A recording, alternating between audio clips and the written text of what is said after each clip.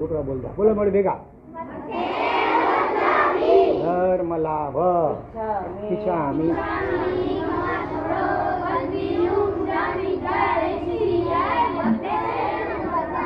ધર્મ લાભ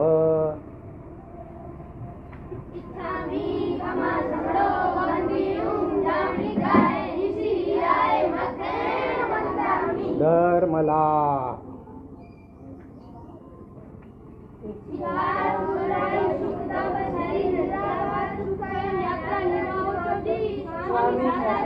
દેવ ગુરુ પસાય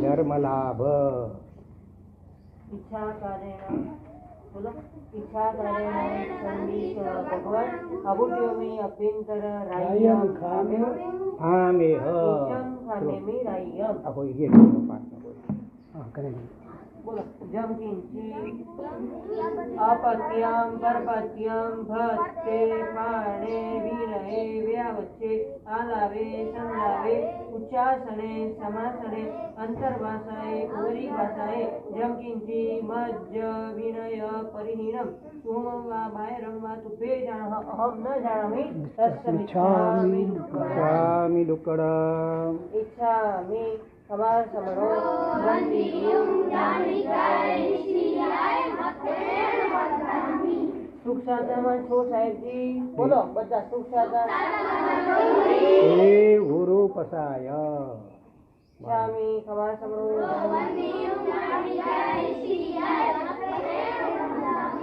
ઈચ્છા કરેણ સંદીશ ભગવાન વાયણા સંદીશા સંદીશા વેહ ઈચ્છ મિચ્છામી ખમા સમરો વંદિયં જ્ઞાનિકાય નિશિયાય ઈચ્છા કરેણ સંદીશા ભગવાન વાયણા લેસુ સંદીશા લેજો ઈચ્છ મિચ્છામી ખમા સમરો વંદિયં જ્ઞાનિકાય નિશિયાય ઈચ્છારી ભગવાન પસાવ અમિત વાયણા અમિત ઉપર આવ જરા આ હમણાં લેતો મિત મિત મિત મિત અમિત મિત યત મારી ગણ રાણે પાંચ થઈ ગયા કે બજાણ ખુશી લઈ લો આગળ થોડું પાણી ये तो स्पीकर पे है जब स्पीकर पे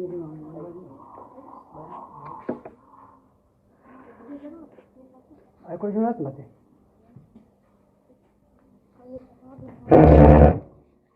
डैड हैंड बैग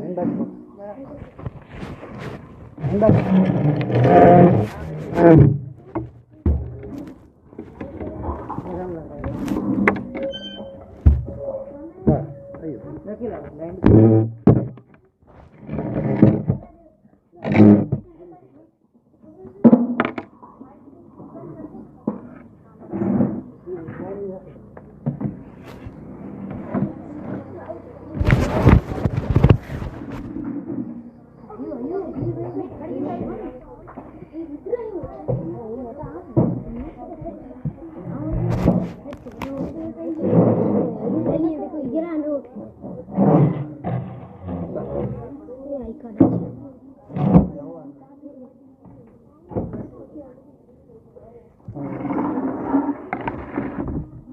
माइक खेती रहो यार मैं तो तुमको वो तो टेबल चलो क्या था ये तो मिडिल स्कूल में टेबल चलो ऐसे रखा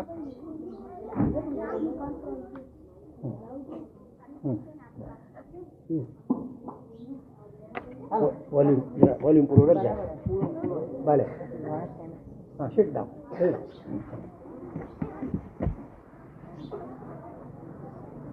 हजी संख्या तो हजी ओછી લાગે છે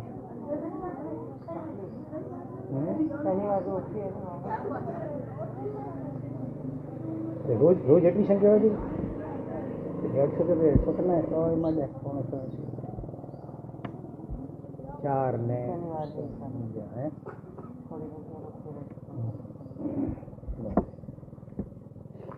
चलो प्रार्थना मांगी मांगली नमो अरिहंताणं नमो सिद्धाणं नमो आयरियाणं નમો ઉભજાયાણમ નમો લોએ સબ્બસાહૂણમ એશો પંચ નમુકારો સબ્બપાવપણાશણો મંગલાણમ ચ સબ્બેશિં પરમં હોય મંગલં ઓમકારં બિંદુ સંયુક્તમ નિત્યમ ધ્યાયન્તિ યોગિના કામદં મોક્ષદં ચૈવ ઓમકારાય નમો નમઃ અજ્ઞાનતિમિરાન્ધાનાં જ્ઞાનાંજનશલાકયા નેત્રముન્મીલિतं येन તસ્મૈ શ્રી ગુરવે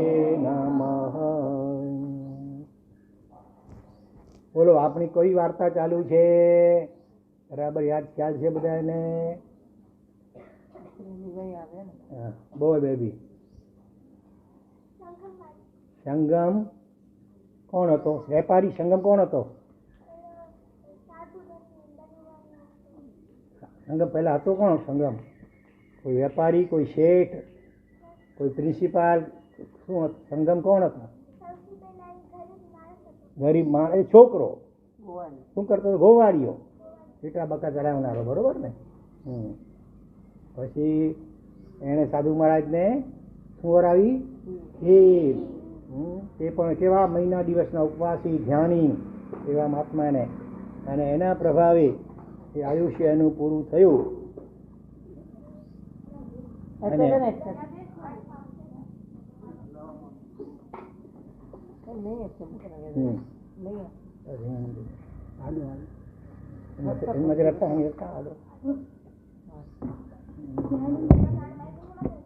ભલે ભલે ભલે ભલે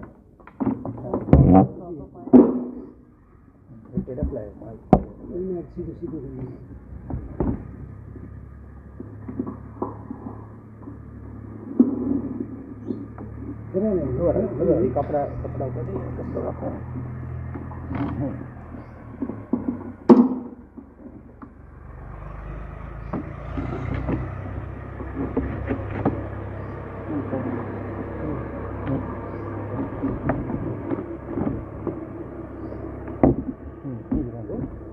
પાણી હેઠળ રાખો. હવે નહીં પાણી નવી નાખેલા સમજી યાદ આવે. બસ. તો સંગમ ગોવાળીઓ એણે જિંદગીમાં રડી રડીને પહેલી જ વાર મેળવેલી ખીર, 1 મહિનાના ઉપવાસી એવા મહાત્યાગી તપસ્વી જ્ઞાની ધ્યાની મુનિવરને એ ખીર વરાવી, અને એના પ્રભાવે એવું જબરદસ્ત કોટીનું એનું પુણ્ય બંધાયું કે એ જ રાત્રે એનું આયુષ્ય પૂરું થયું. અને એ રાજગૃહી નગરીમાં જે ઉત્પન્ન થયો ત્યાં એની માતાનું નામ શું હતું? આજે હમણાં ઇનામ નથી એમ જ તમે બોલો. હા, ભદ્રા શેઠાણી. પિતાનું નામ શું હતું? છોકરાઓમાંથી કેમ આંગળી નથી કરતા? બોલ. ભદ્ર. ગો આગળ ગોભદ્ર. ગોભદ્ર શેઠ. બરોબર, ભદ્રા શેઠાણી. અને છોકરાનું નામ શું પડ્યું? બધાને, એ તો બધાને આવડવું જોઈએ. બોલ છોકરા. શાલીભદ્ર. બરોબર. એટલે આપણે શાલીભદ્રની વાર્તા, આખી વાર્તાનો મુખ્ય જો કેરેક્ટર હોય તો શાલીભદ્ર છે. કોઈ પૂછે કે શેની વાર્તા આપણે સંભળાવી, તો શાલીભદ્રની વાર્તા, એટલું કહો એટલે બધું સમજી જાય. બરોબર. અને આગળ જતા યુવાન થયો. એની માતાએ એને 32 પત્નીઓ સાથે એટલે લગ્ન કરાવ્યા. અને એના પિતા ગોભદ્ર શેઠ ત્યાં ગયા છે દેવલોકમાં. એ નાનો છોકરો હતો ત્યારે. અને પોતાના પુત્ર પ્રત્યેના સ્નેહથી પ્રેરાઈને રોજ દેવલોકમાંથી શું મોકલતા હતા? કેટલી કેટલી કેટલી પેટીઓ? હા, 99. એમાં 33 પેટીઓમાં દેવતાઈ ભોજન, બીજી 33 પેટીઓમાં સારા સારા જોરદાર દેવતાઈ કપડાં, અને ત્રીજી 33 પેટીમાં ઘરેણા ઓર્નામેન્ટ્સ દેવતાઈ મોકલતા. અને એ રોજ બસ એક બી કપડાં પહેરી, રોજ નવા નવા કપડાં દેવતાઈ પાછા, રોજ નવા નવા ઘરેણા, રોજ નવું નવું આયુષ્યમાં ખાવાની. આવા મનુષ્ય ભાવમાં પણ જાણે દેવતાઈ સુખો ભોગવતો હતો, છતાં એ એમાં લેપાયો નહીં. અને જ્યારે પહેલાં નેપાળ દેશથી આવેલા વેપારીઓ જેની પાસે 16 રત્નકંબલ હતી પણ ક્ષણિક મહારાજાએ એક પણ ખરીદી નહીં. એની ચીલના રાણીની ઈચ્છા હતી છતાંય પણ. અને જ્યારે આ ભદ્રા માતાએ એ 16 રત્નકંબલ, એકની કિંમત કેટલી હતી? સવા લાખ રૂપિયાની પણ સોનામોર, સોનાના સિક્કા. હા, એની પાસે તો કોઈ કમી ના નહોતી. અને એ 16 ખરીદી કરીને પછી શું કર્યું? એને એક એકના 2 ટુકડા કરી પોતાની 32 પુત્ર વધુ વહુરો એને બધાને એક એક ટુકડો આપી દીધો. એ લોકોએ હાથ પગ લૂછી કરીને મોરીમાં બાથરૂમમાં નાખી દીધો. નોકર ચાકર દાસ દાસી લઈ ગયા અને એ જે રત્નકંબલનો ટુકડો કરી અને એની એક દાસી જે સૈનિક રાજાના ત્યાં પણ મહેલમાં કામ કરતી હતી એ કરીને ગઈ. ઓલી રાણીએ, ચીલના રાણીએ જોયો અને એને ખબર પડી. રાજાને ફરિયાદ કરી, રિસાઈ ગઈ હતી કે તમે મને એક પણ ખરીદી ના આપીને જુઓ ના કેવા શેઠિયા છે, 16 ખરીદીને 2 ટુકડા કર્યા. સૈનિક રાજા જોવા માટે આવે છે, બરોબર. પછી શાલીભદ્ર આખરે નીચે આવ્યો, રાજા ઉપાડી લે છે. જે માતાએ કહ્યું, બેટા નીચે આ, શાલી જો સૈનિક આવ્યા છે. એ સમજો કે સૈનિક નામનું કોઈ વાણ હશે કે કંઈક માલ હશે કે કંઈક કરિયાણું હશે, તો આવા તો નાખો વખારમાં, મને શું પૂછવાનું કે બેટા આપણા સ્વામી, આપણા નાથ છે મગધના. અને આ નાથ શબ્દ ઉપર ચિંતન કરતા કરતા આપણા શાલીભદ્રનો જીવ જાગી ગયો અહીં અંદરથી. ઓહો, હજી મારું પુણ્ય કાચું છે કે મારે ઉપર કોઈક ઉપરી છે. હવે હું એવું પુણ્ય કરું પછી મારા માથે કોઈ ન રહે. અને આ કરે. એની પત્નીઓને ખબર પડી, બધી રડે છે, માતા પણ રડે છે, એને ખૂબ સમજાવે છે. છેવટે માતા અને પત્નીઓના આશ્વાસન ખાતર એકી ધડાકે બધાનો ત્યાગ ન કરતા રોજની એક એકનો ત્યાગ કરવાની શરૂઆત કરે છે. આ બાજુ એની બેન હતી કોણ? સુભદ્રા. હા, એના પતિનું નામ શું હતું? ધન્નાજી, ધન્યકુમાર. અને એ જ્યારે રડે છે, એનું કારણ પૂછે છે પતિ રડવાનું, તો કહે છે મારો ભાઈ શાલી દીક્ષા લેવાનો છે, બધી 32 પત્નીઓ છોડીને રોજ એક એકનો ત્યાગ કરે છે. ત્યારે ધન્નાજીએ શું કહ્યું? તારો ભાઈ કેવો છે? કાયર. હા, દીક્ષા લેવી તો એક એકને શું છોડવાનું? એક ધડાકે છોડી દેવું જોઈએ. ત્યારે સુભદ્રાએ શું ટોણું માર્યું છે? સ્વામિનાથ, કેવું છે અતિ સોહિલું પણ કરવું છે અતિ ડોહિલું. વાતો કરવી સહેલી છે પણ એ પ્રમાણે આચરણ કરવું અઘરું હોય છે. ત્યારે ધન્નાજીએ કહ્યું, એવી વાત છે તો ચાલ તું દૂર થઈ જા મારાથી, બધે આઠ હું હમણાં નીકળ્યો. એમ કરીને સીધા નીકળ્યા. તો ફટાફટ કપડા જેમ કે કરતા નીકળી ગયા. ઓલી ઘણી કાલાવાલા કરે છે સુભદ્રા વગેરે, એ અમે તો મજાક કરતા હતા, માફ કરો અમને, પાછા ફરો. પાછા વળીને જુએ બીજા. પહોંચ્યા સીધા શાલીભદ્રની હવેલી પાસે. બૂમ પાડી, એ શાલીભદ્ર નીચે આવ કે દીક્ષા લેવી છે તો શું એક એકને છોડે છે? જો હું 8 એક ધડાકે છોડીને આવી ગયો. અને આખરે આ બંને જણાએ ભગવાન મહાવીર સ્વામી પાસે દીક્ષા લીધી, સાધુ બન્યા અને ઘોર તપશ્ચર્યા, જોરદાર તપશ્ચર્યા કરે છે. તપસ્યા કરતા આવું શરીર થઈ ગયું. પહેલા કેવા સુકોમળ હતા, એની સૈયા શું પથારી હોય ને એમાં ગુલાબના ફૂલની પાંદડીઓ બિછાવેલી હોય એવી સુકોમળ સૈયા ઉપર સુનારા. એમ એક પાંખડી પણ બેવડી વળી જાય ને, આમ ગુલાબની પાંખડી કોઈ ખૂંચે એના શરીરમાં, એટલું શરીરનું સુકોમળ હતું. આવા સુખમાં ઉછરેલા શાલીભદ્ર દીક્ષાલીને ઘોર તપશ્ચર્યા કરે છે, ઉપવાસ, 8 માસ ખમણ વગેરે. અને શરીર આવું થઈ ગયું, થોડું સુકાવી, તડકામાં આતાપ ના લે, સૂર્યના તડકાની શિયાળામાં ઉનાળામાં શરીરનું કલર બદલાઈ ગયો. અને એક વખત જ્યારે ગોત્રી વળવા નીકળ્યા, ભગવાનને આજ્ઞા માંગી, ભગવાન ગોત્રી વળવા જાઉં છું. ભગવાને કહ્યું, આજે તમને તમારી માતાના હાથે દીક્ષા મળશે. એટલે એ પોતાની માતાને ઘરે, સંસારી ઘરે આવે છે. પણ એ લોકો બધાને ખબર પડી કે ભગવાન મહાવીર સ્વામી પધાર્યા છે ને આપણા શાલીભદ્ર મહારાજ પણ સાથે છે ને, એટલે એની સામે જવા માટે તૈયારી કરતા હતા. સારા કપડાં પહેરીને જામ સજ્જથી હમણાં નીકળી જલ્દી ફટાફટ. એટલે એટલા બધા એમાં વ્યસ્ત હતા નહીં કે પેલા શાલીભદ્ર મુનિ પોતે ઘરની આવી ગયા, આંગણામાં ઊભા છે પણ કોઈને ખ્યાલ આવ્યો નહીં. એટલા બધા વ્યસ્ત હતા બધા. છતાં દીકરા મહારાજની માં ઓળખી દીધી. બોલો કેટલો ચહેરો બદલાઈ ગયો છે આમ. અને એક તો ક્ષણવાર ઊભા રહ્યા, પછી પાછા ફર્યા. મનમાં કંઈક વિચાર આવ્યો કે ભગવાનની વાણી ખોટી તો ન હોય. ભગવાને કહ્યું કે તમારા માતા આજે ભિક્ષા મળશે, તો માતાનું તો ધ્યાન પણ ન ગયું, તો ભગવાનની વાણી પણ ખોટી ન હોય. આ વિચાર કરતા કરતા આવી રહ્યા છે પાછા. ત્યાં રસ્તામાં કોણ મળી ખબર છે? એક ભરવાડ ગોવાળણી મળી. દહીં દો દહીં. હા કૃષ્ણ કનૈયાનો આવે છે ને વારમાં દહીં, હા એ શું બોલતી હતી ખબર છે ભરવાડો? કૃષ્ણનો જમાનાની વાત છે. માધવ લ્યો માધવ, માધવ એટલે શ્રી કૃષ્ણ.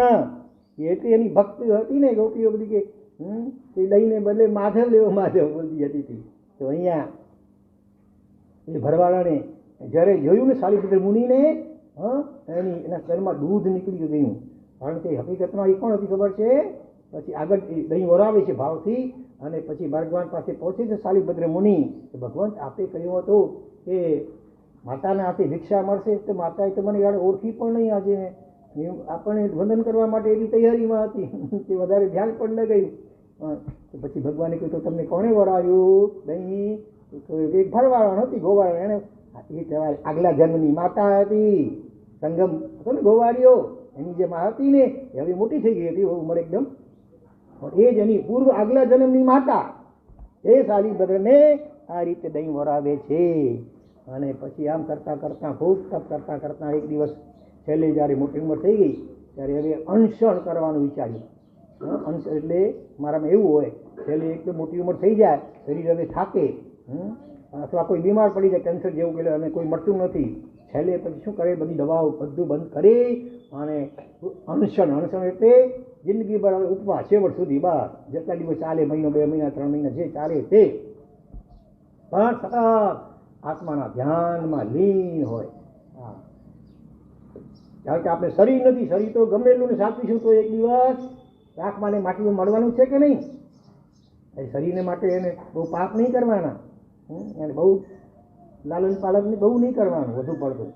હા, શરીર જ્યાં સુધી સાથ આપે, આપણને ભક્તિ કરવામાં, જપ કરવામાં, ધ્યાન કરવામાં, અભ્યાસ કરવામાં શરીર સાથ આપે ત્યાં સુધી બરાબર છે. અને ભાડું આપવાનું, ખાવા પીવાનું.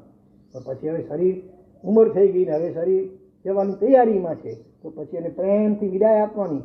હજી છેવટ સુધી નાકમાં નળીઓ પડી હોય ને ગલામાં નળીઓ પડી હોય ને આઈસીયુમાં દાખલ કરીને ત્યાં પછી કોઈને સાધુ સંતને પણ એને નવકાર મંત્ર કે સંભળાવવા માટે પણ જવા ન મળે. એવું નહીં કરવાનું. છેલ્લે લાગે કે હવે બચે એમ નથી ત્યારે ઘરમાં જ તમે જેમ તમારો જે મંત્ર ઇષ્ટ મંત્ર હોય, કોઈનો ગાયત્રી મંત્ર તો ગાયત્રી મંત્ર સંભળાવવાનો, જૈન હોય તો નવકાર મહામંત્ર સંભળાવવામાં આવે. હનુમાનના ભક્તો હોય તો ઓમ નમો ભગવતે શું છે હનુમાનનો જે મંત્ર એ બોલે, હનુમાન ચાલીસા વગેરે. અને શ્રી કૃષ્ણના ભક્તો હોય તો ઓમ નમો ભગવતે વાસુદેવાય, શ્રી કૃષ્ણ શરણં મમ વગેરે વગેરે મંત્રો સંભળાવવામાં આવે. જો આ આદિત્ય કુમાર બેઠો છે, આદિત્ય કુમાર રાઠોડ, નરેન્દ્રભાઈ રાઠોડ, બરોબર ને? ત્યારે પિતા પપ્પાના નરેન્દ્રભાઈ તારા દાદા થાય ને, પપ્પા થાય, બરોબર. હા, એના પપ્પાના ઘરે અમે વરવા ગયા હતા. આપણે ખબર તો પડી હશે, સમાચાર મળ્યા હશે. હા, રવિવારના ખબર તો હા બધાને ખબર પડે. એટલા માટે આગલા રવિવારે આ બધા છોકરાઓ, અમિત ને આ બધા શું નામ, પાર્થ અને આદિત્ય ને એ બધા છોકરાઓ, 5-6 છોકરાઓ હતા. એ ઢોલ વગાડતા વગાડતા, ઝાલર ડંકો વગાડતા વગાડતા અમને લગભગ 15 થી 17 જેટલા ઘરોએ વરવા લઈ ગયા, બ્રાહ્મણ અને ગઢવીના ઘરમાં. અને ત્યાં જઈએ એટલે બધા વાસક્ષેપથી ગુરુ પૂજન કરે, પછી અમે એને આશીર્વાદ આપીએ, પછી અમે નવકાર વગેરે માંગલિક સંભળાવીએ, અને પછી એમની પાસે ઘરે જે ભાવથી વરાવે, રોટલી ને વગેરે આપણે શાક એવું કંઈ વરાવે. એમાં એક મોંઘી બા, 95 વર્ષની ઉંમરના મોંઘી બા, એટલો રાજીના રેડ થઈ ગયા જાણે ભગવાનને ઘરે પધાર્યા હોય. ઓહો, આજ મારા ઘરે સંતો પધાર્યા, મારા ઘરનું આંગણું પાવન થઈ ગયું, ગળી ગળી આમ બોલે. અને રાજીના રેડ થઈને એમણે પહેલાં 500 રૂપિયાથી પૂજન કર્યું. અમે અડીએ નહીં પૈસાને, ત્યાં મૂકીએ, પછી તો અમારા શ્રાવકો હોય લઈને પછી એનો ધર્મમાં ઉપયોગ કરે. તો એને સંતોષ થયો. થોડીક વાર બીજા 100 રૂપિયા કાઢ્યા, ફરી બીજી વાર 100 રૂપિયા, એટલે ટોટલ 600 રૂપિયાથી એમણે ગુરુ પૂજન કર્યું. બોલો. અને ભાવથી ખૂબ વરાયું, રાજીના રેડ થઈ ગયા.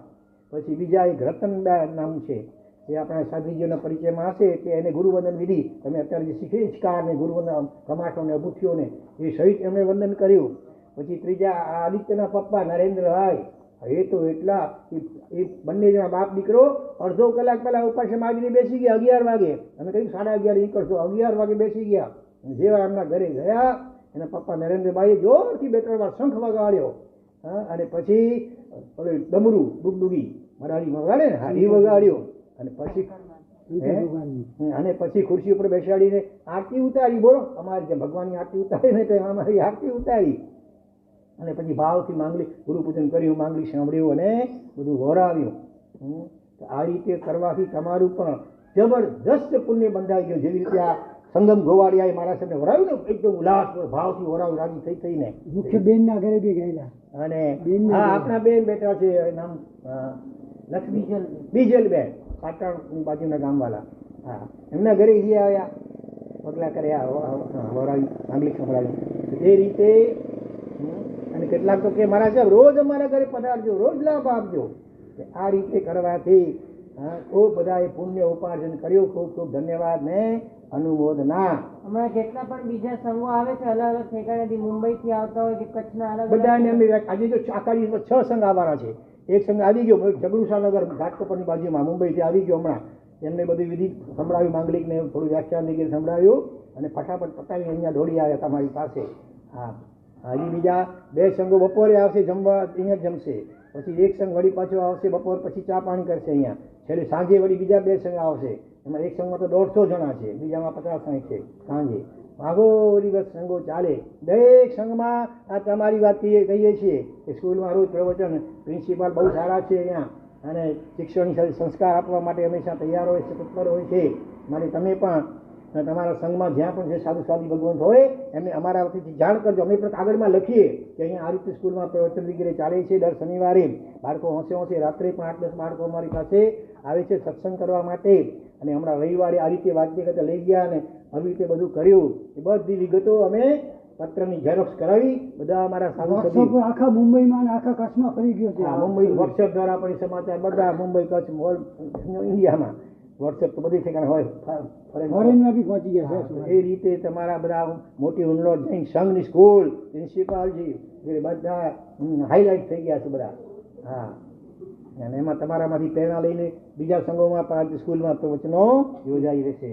એ બધો લાભ તમને મળશે. બરોબર. હા, હવે આ ગુરુબંધનની વિધિ 2-3 છોકરાની તો જરાક જ અધૂરી છે. એક મિત્રની અને બીજો આપણો પાર્થ. હા, અને એ રીતે એ બધાને 100 રૂપિયાનું ઇનામ હવે આપીશું. જરાક હજી કાચું છે ને, કાચું કરી લે એટલે. તો આપણે શું વાત થઈ કે શાલીભદ્ર છેલ્લે એમને અનશન સ્વીકાર્યું. એ બંને જણાએ, ધન્માજી મુનિવર અને શાલીભદ્ર, સાલ બની થાય ને બંને જણા, બંને જણાએ અનશન સ્વીકાર્યું. આમ તડકામાં પથ્થરો, શિલા મોટી ડુંગર ઉપર, એની ઉપર જઈને સૂઈ ગયા તડકામાં. એકદમ શરીરને ભૂલી જાય, આપણે શરીર છે જ ને, હું આત્મા છું ને, એવા આત્માના ધ્યાનમાં ખોવાઈ જાય, એવા આત્માના આનંદમાં લીન થઈ જાય. આપણને લાગે એ બાપ રે કેમ કરશન થતું હશે, આ તડકો અને આ ઉપવાસ રોજ ને કેમ કરતા હશે. એ લોકો ધગધગતી શીલા હોય તો તડકામાં તપી ગયેલી, એ લોકોને ખબર જ ન હોય. શરીરથી બિલકુલ અલગ થઈ ગયા હોય, આત્મા શરીર છૂટો પડી ગયો હોય. જેમ નાળિયેર હોય ને શ્રીફળ, અમુક પાકું થઈ જાય એકદમ, જ્યારે ગોળો અંદરનો અલગ થઈ જાય ને કાચલીમાંથી, આમાં હલાવો તો અવાજ આવે. એવી રીતે શરીરથી આત્માને ભિન્ન આ ધ્યાન દ્વારા એટલું મને અનુભવી લીધું હોય ને કે શરીરને શું થાય છે ખબર ન હોય. શરીરને ચાહે કોઈ તલવારથી કાપે, ચાહે કોઈ અગ્નિમાં બાળે, એને ખબર ન હોય. એટલી રીતે આત્મામાં લીન થઈ ગયા હોય. હા, અને એ રીતે એકદમ આત્મામાં લીન થઈ ગયા છે. આ બાજુ શાલીભદ્રની માતા બધા શેઠાણી વગેરે પરિવાર થઈ ત્યાં આવે છે વંદન કરવા માટે. અને માને તો લાગણી હોય ને કે પોતાના દીકરા મારા આવા થઈ ગયા અને આમ અનશન કર્યું છે, એટલે એ બહુ કાલાવાલા કરે છે. એકવાર આંખ ખોલીને મારી સામે જુઓ, એકવાર આંખ ખોલો, એકવાર બહુ કાલાવાલા કરે છે. 2 શબ્દ બોલો અને કંઈક બોલો રે સાવરી દો વરીએ, 2 શબ્દ તો બોલો, કંઈક મેં મારી સામે જરાક માંગી તો સંભળાવતા, કંઈક તો સંભળાવો. બહુ કાલાવાલા કરે છે. એટલે શાલીભદ્રને સહેજ આમ લાગણી થઈ જવા, આંખ ખોલી. જ્યારે ધન્નાજી તો એટલા અંદરમાં આત્મામાં લીન થઈ ગયા હતા, એમને છેવટ સુધી આંખ જ ન ખોલી. અને ધન્નાજી તો એ ધ્યાન, આત્માના ધ્યાનમાં લીન થઈ જઈને કેવલ જ્ઞાન ઉત્પન્ન થઈ ગયું. કેવલ જ્ઞાન એટલે બધું દેખાય, આખા દુનિયા 14 બ્રહ્માંડ બધું જ દેખાય, સતત દેખાયા કરે ઓટોમેટિક. એમને કોઈ ઈચ્છા ન હોય જોવાની કે જાણવાની. એ તો આત્માના આનંદમાં તરબોળ થઈ ગયા હોય. પણ જેમ સ્વચ્છ આરીશાની સામે બધું પ્રતિબિંબ પડે ને, અંદર આખી જે સામે છે પણ હોય તે, આટલા મોટા મોટા ઝાડ બધાનું પ્રતિબિંબ પડે, આટલો અરીસો આટલો પડે હોય. આપણી આંખની કેટલી થઈ ગઈ આટલી છે ને, કેમેરા લેન્સ પણ કેટલો હોય, આટલો નાનકડો હોય. પણ એ મોટા મોટા ડુંગર ને બધાનું પ્રતિબિંબ પડે કે ના પડે? એમ જ્યારે આપણો આત્મા એકદમ શુદ્ધ બની જાય, બધા રાગ દ્વેષ મોહ કામ ક્રોધ ઈર્ષ્યા બધા દોષ બધા ખતમ થઈ જાય, એકદમ ધ્યાન દ્વારા સાધના દ્વારા ચોખ્ખો આત્મા થઈ જાય, અને આખા જગતનું પ્રતિબિંબ પડે આત્માની અંદર. આકાશ નીચે ધર પાતાળ બધું દેખાય, એકી સાથે પ્રતિબિંબ પડે, ત્રણેય કાળનું ભૂત ભવિષ્ય વર્તમાન બધું દેખાય ઓટોમેટિક. છતાં એને કોઈ ઇંતેજારી કુતૂહલ કે જિજ્ઞાસા કે જાણવાની ઈચ્છા જ ન હોય, એ આત્માના આનંદમાં લીન રહેતા હોય, એ કેવળ જ્ઞાન કહેવાય. એવું કેવળ જ્ઞાન આપણા દરેકમાં રહેલું છે, પણ આ કર્મરૂપી વાટલાઓ આત્મારૂપી સૂર્યની આડે આવેલા છે, એટલે અત્યારે આપણને કેવળ જ્ઞાનનો અનુભવ થતો નથી.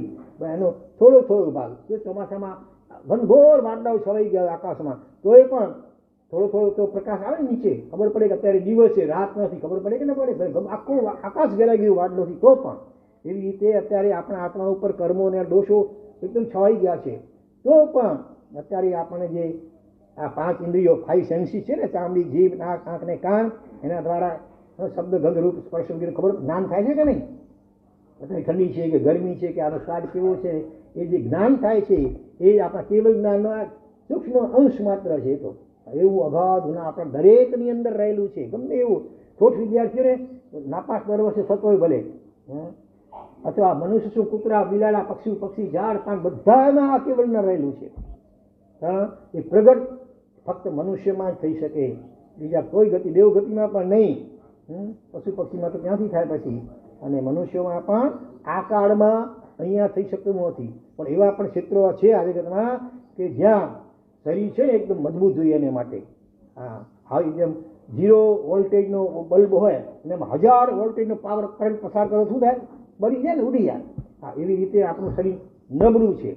એ કેવળ જ્ઞાનનો હાઈ પાવરનો કરંટ ઝીલવા માટે એને બહુ મજબૂત સંગ્રહ જોઈએ, એ અત્યારે આપણી પાસે અહીંયા નથી.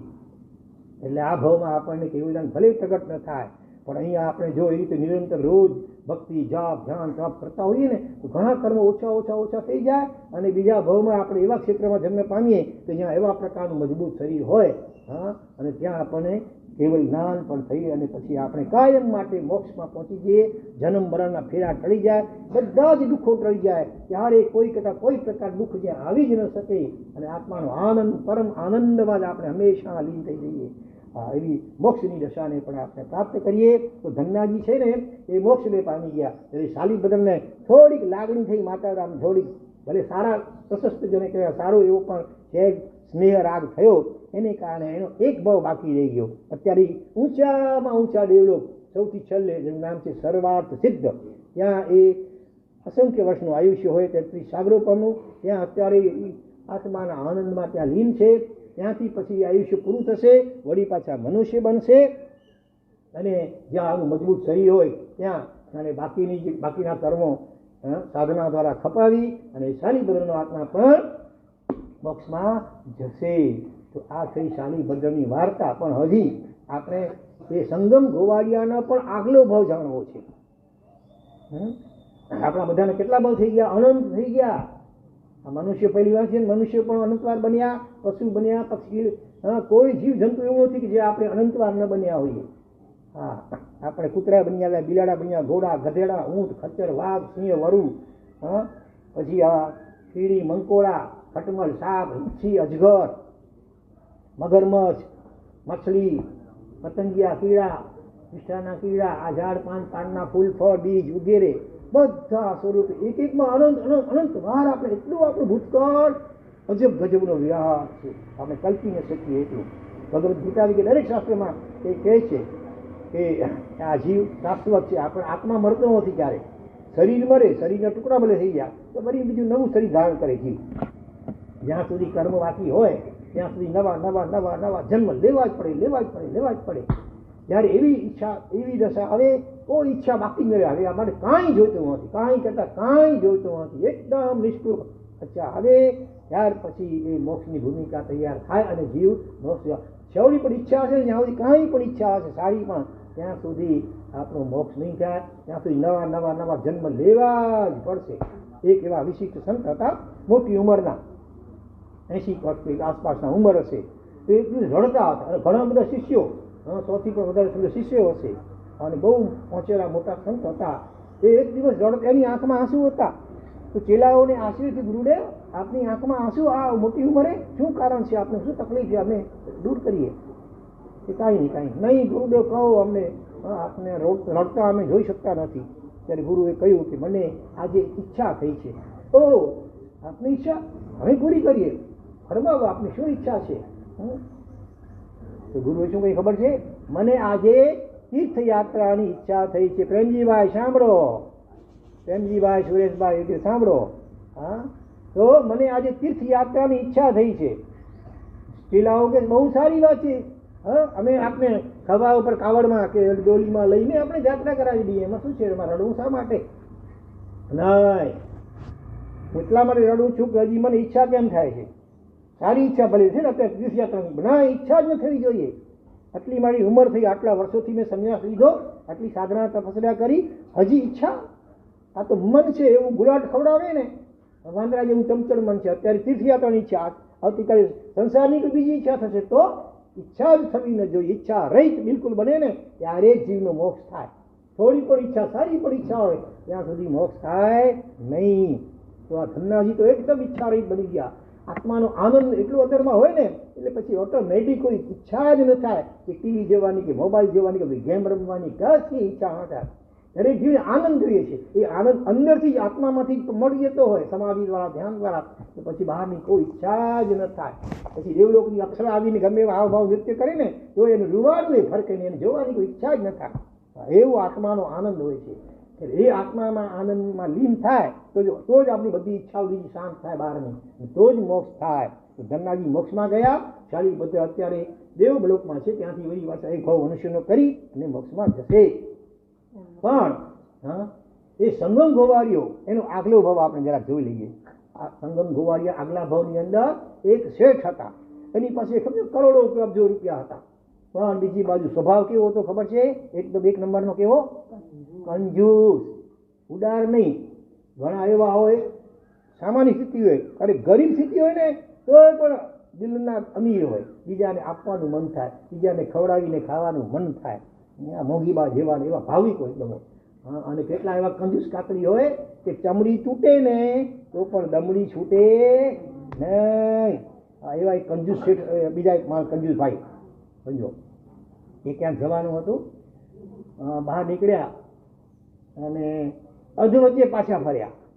હકીકતમાં શું હતું, એના ઘરમાં એક દીવો બળતો હતો. એ હશે હનુમાનજી કોઈ દીવો કરતા હશે, તો એ દીવો બુઝાવવાનો રીઝ્યો હતો, ઓલવવાનો. તો જરાકાર કરી આમાં કરીને પછી ઓલવી નાખે તરત, કે એટલું ઘી કે તેલ બળે નહીં ને એટલા માટે. તો અધુ વચ્ચે ગયા, અડધી રસ્તે ક્યાં શું નાગેચા જવાનું હોય કે અહીંયા બાઇટ, અડધેથી પાછા ફર્યા. અરે એની પત્ની દૂરથી જોયું, પાછા આવ્યા. કેમ આટલી વાર પાછા ફર્યા? અરે તને ખબર નથી, દીવો આજે ઓલવવાનો ભૂલી ગયો છું. અરે તમે ખબર નથી, તો મેં ઓલવી નાખ્યો. આખર હું કોણ? તમારી પત્ની છું ને. હા, એટલે મેં તો ઓલવી નાખ્યો. તમે ફોકટ ધક્કો ખાધો અને ફોકટના જોડા ઘસાયા. આટલા દીવો ઘરવાળી એવી હતી. એ કે હું તારો ધણી છું, હો એમ જોડા ઘસવાનું નથી. જોડાને તો માથે લઈ લીધા છે મેં, પગમાં કર્યા નથી. બોલો, આવા કંજૂસ કાકડી. હા, હા, ધણી ને બાળી બે એવા.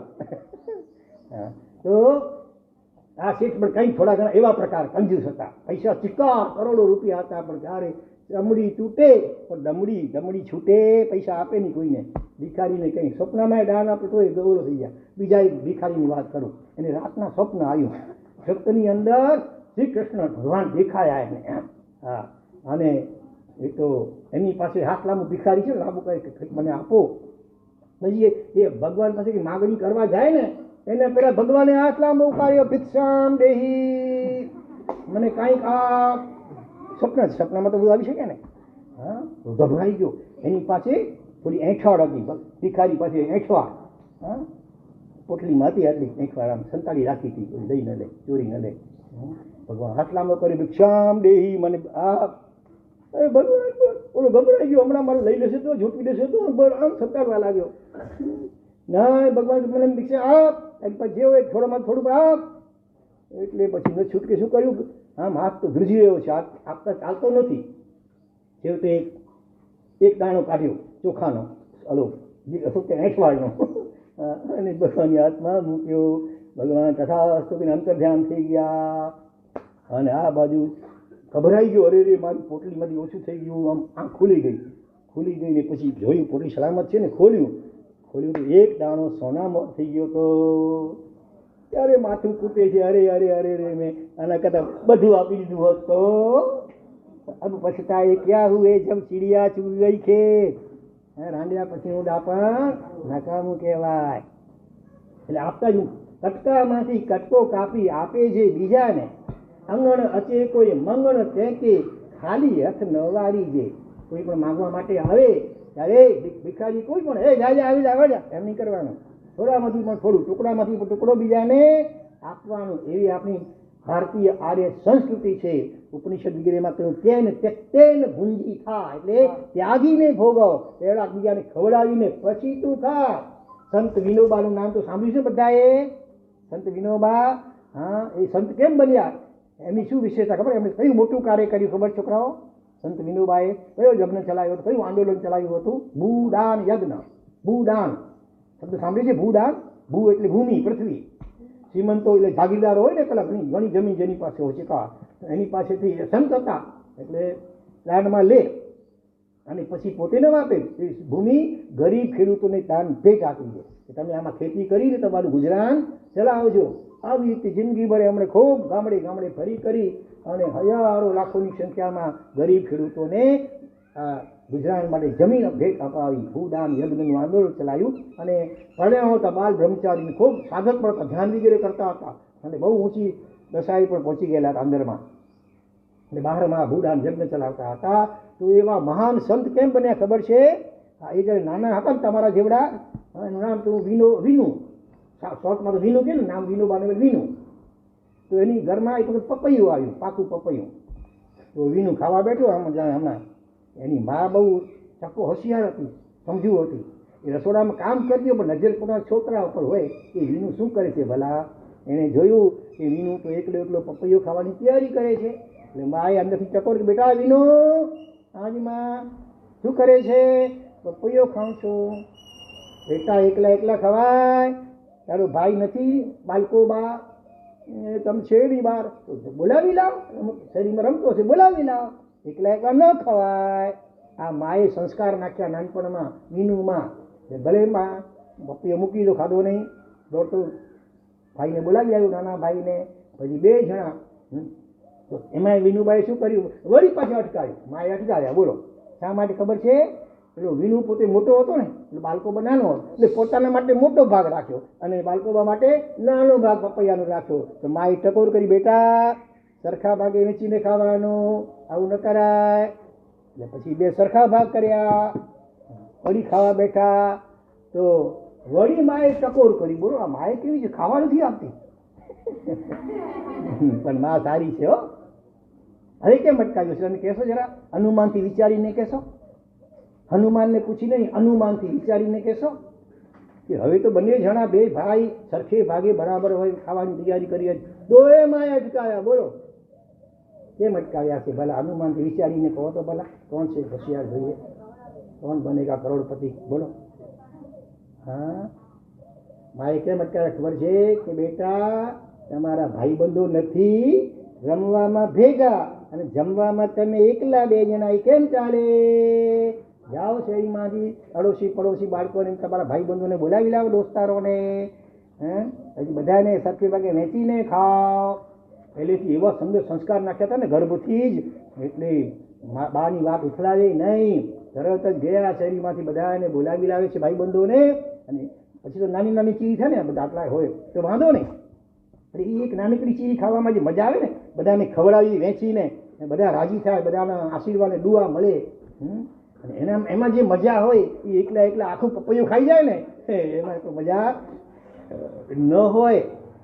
બોલો કયા પક્ષીમાં કે પશુમાં આ ગુણ છે? બધા ભેગા કરીને ખાય, એકલા ના ખાય. છોકરાને બોલવા દો, બોલ બેટા, બોલ બેટી.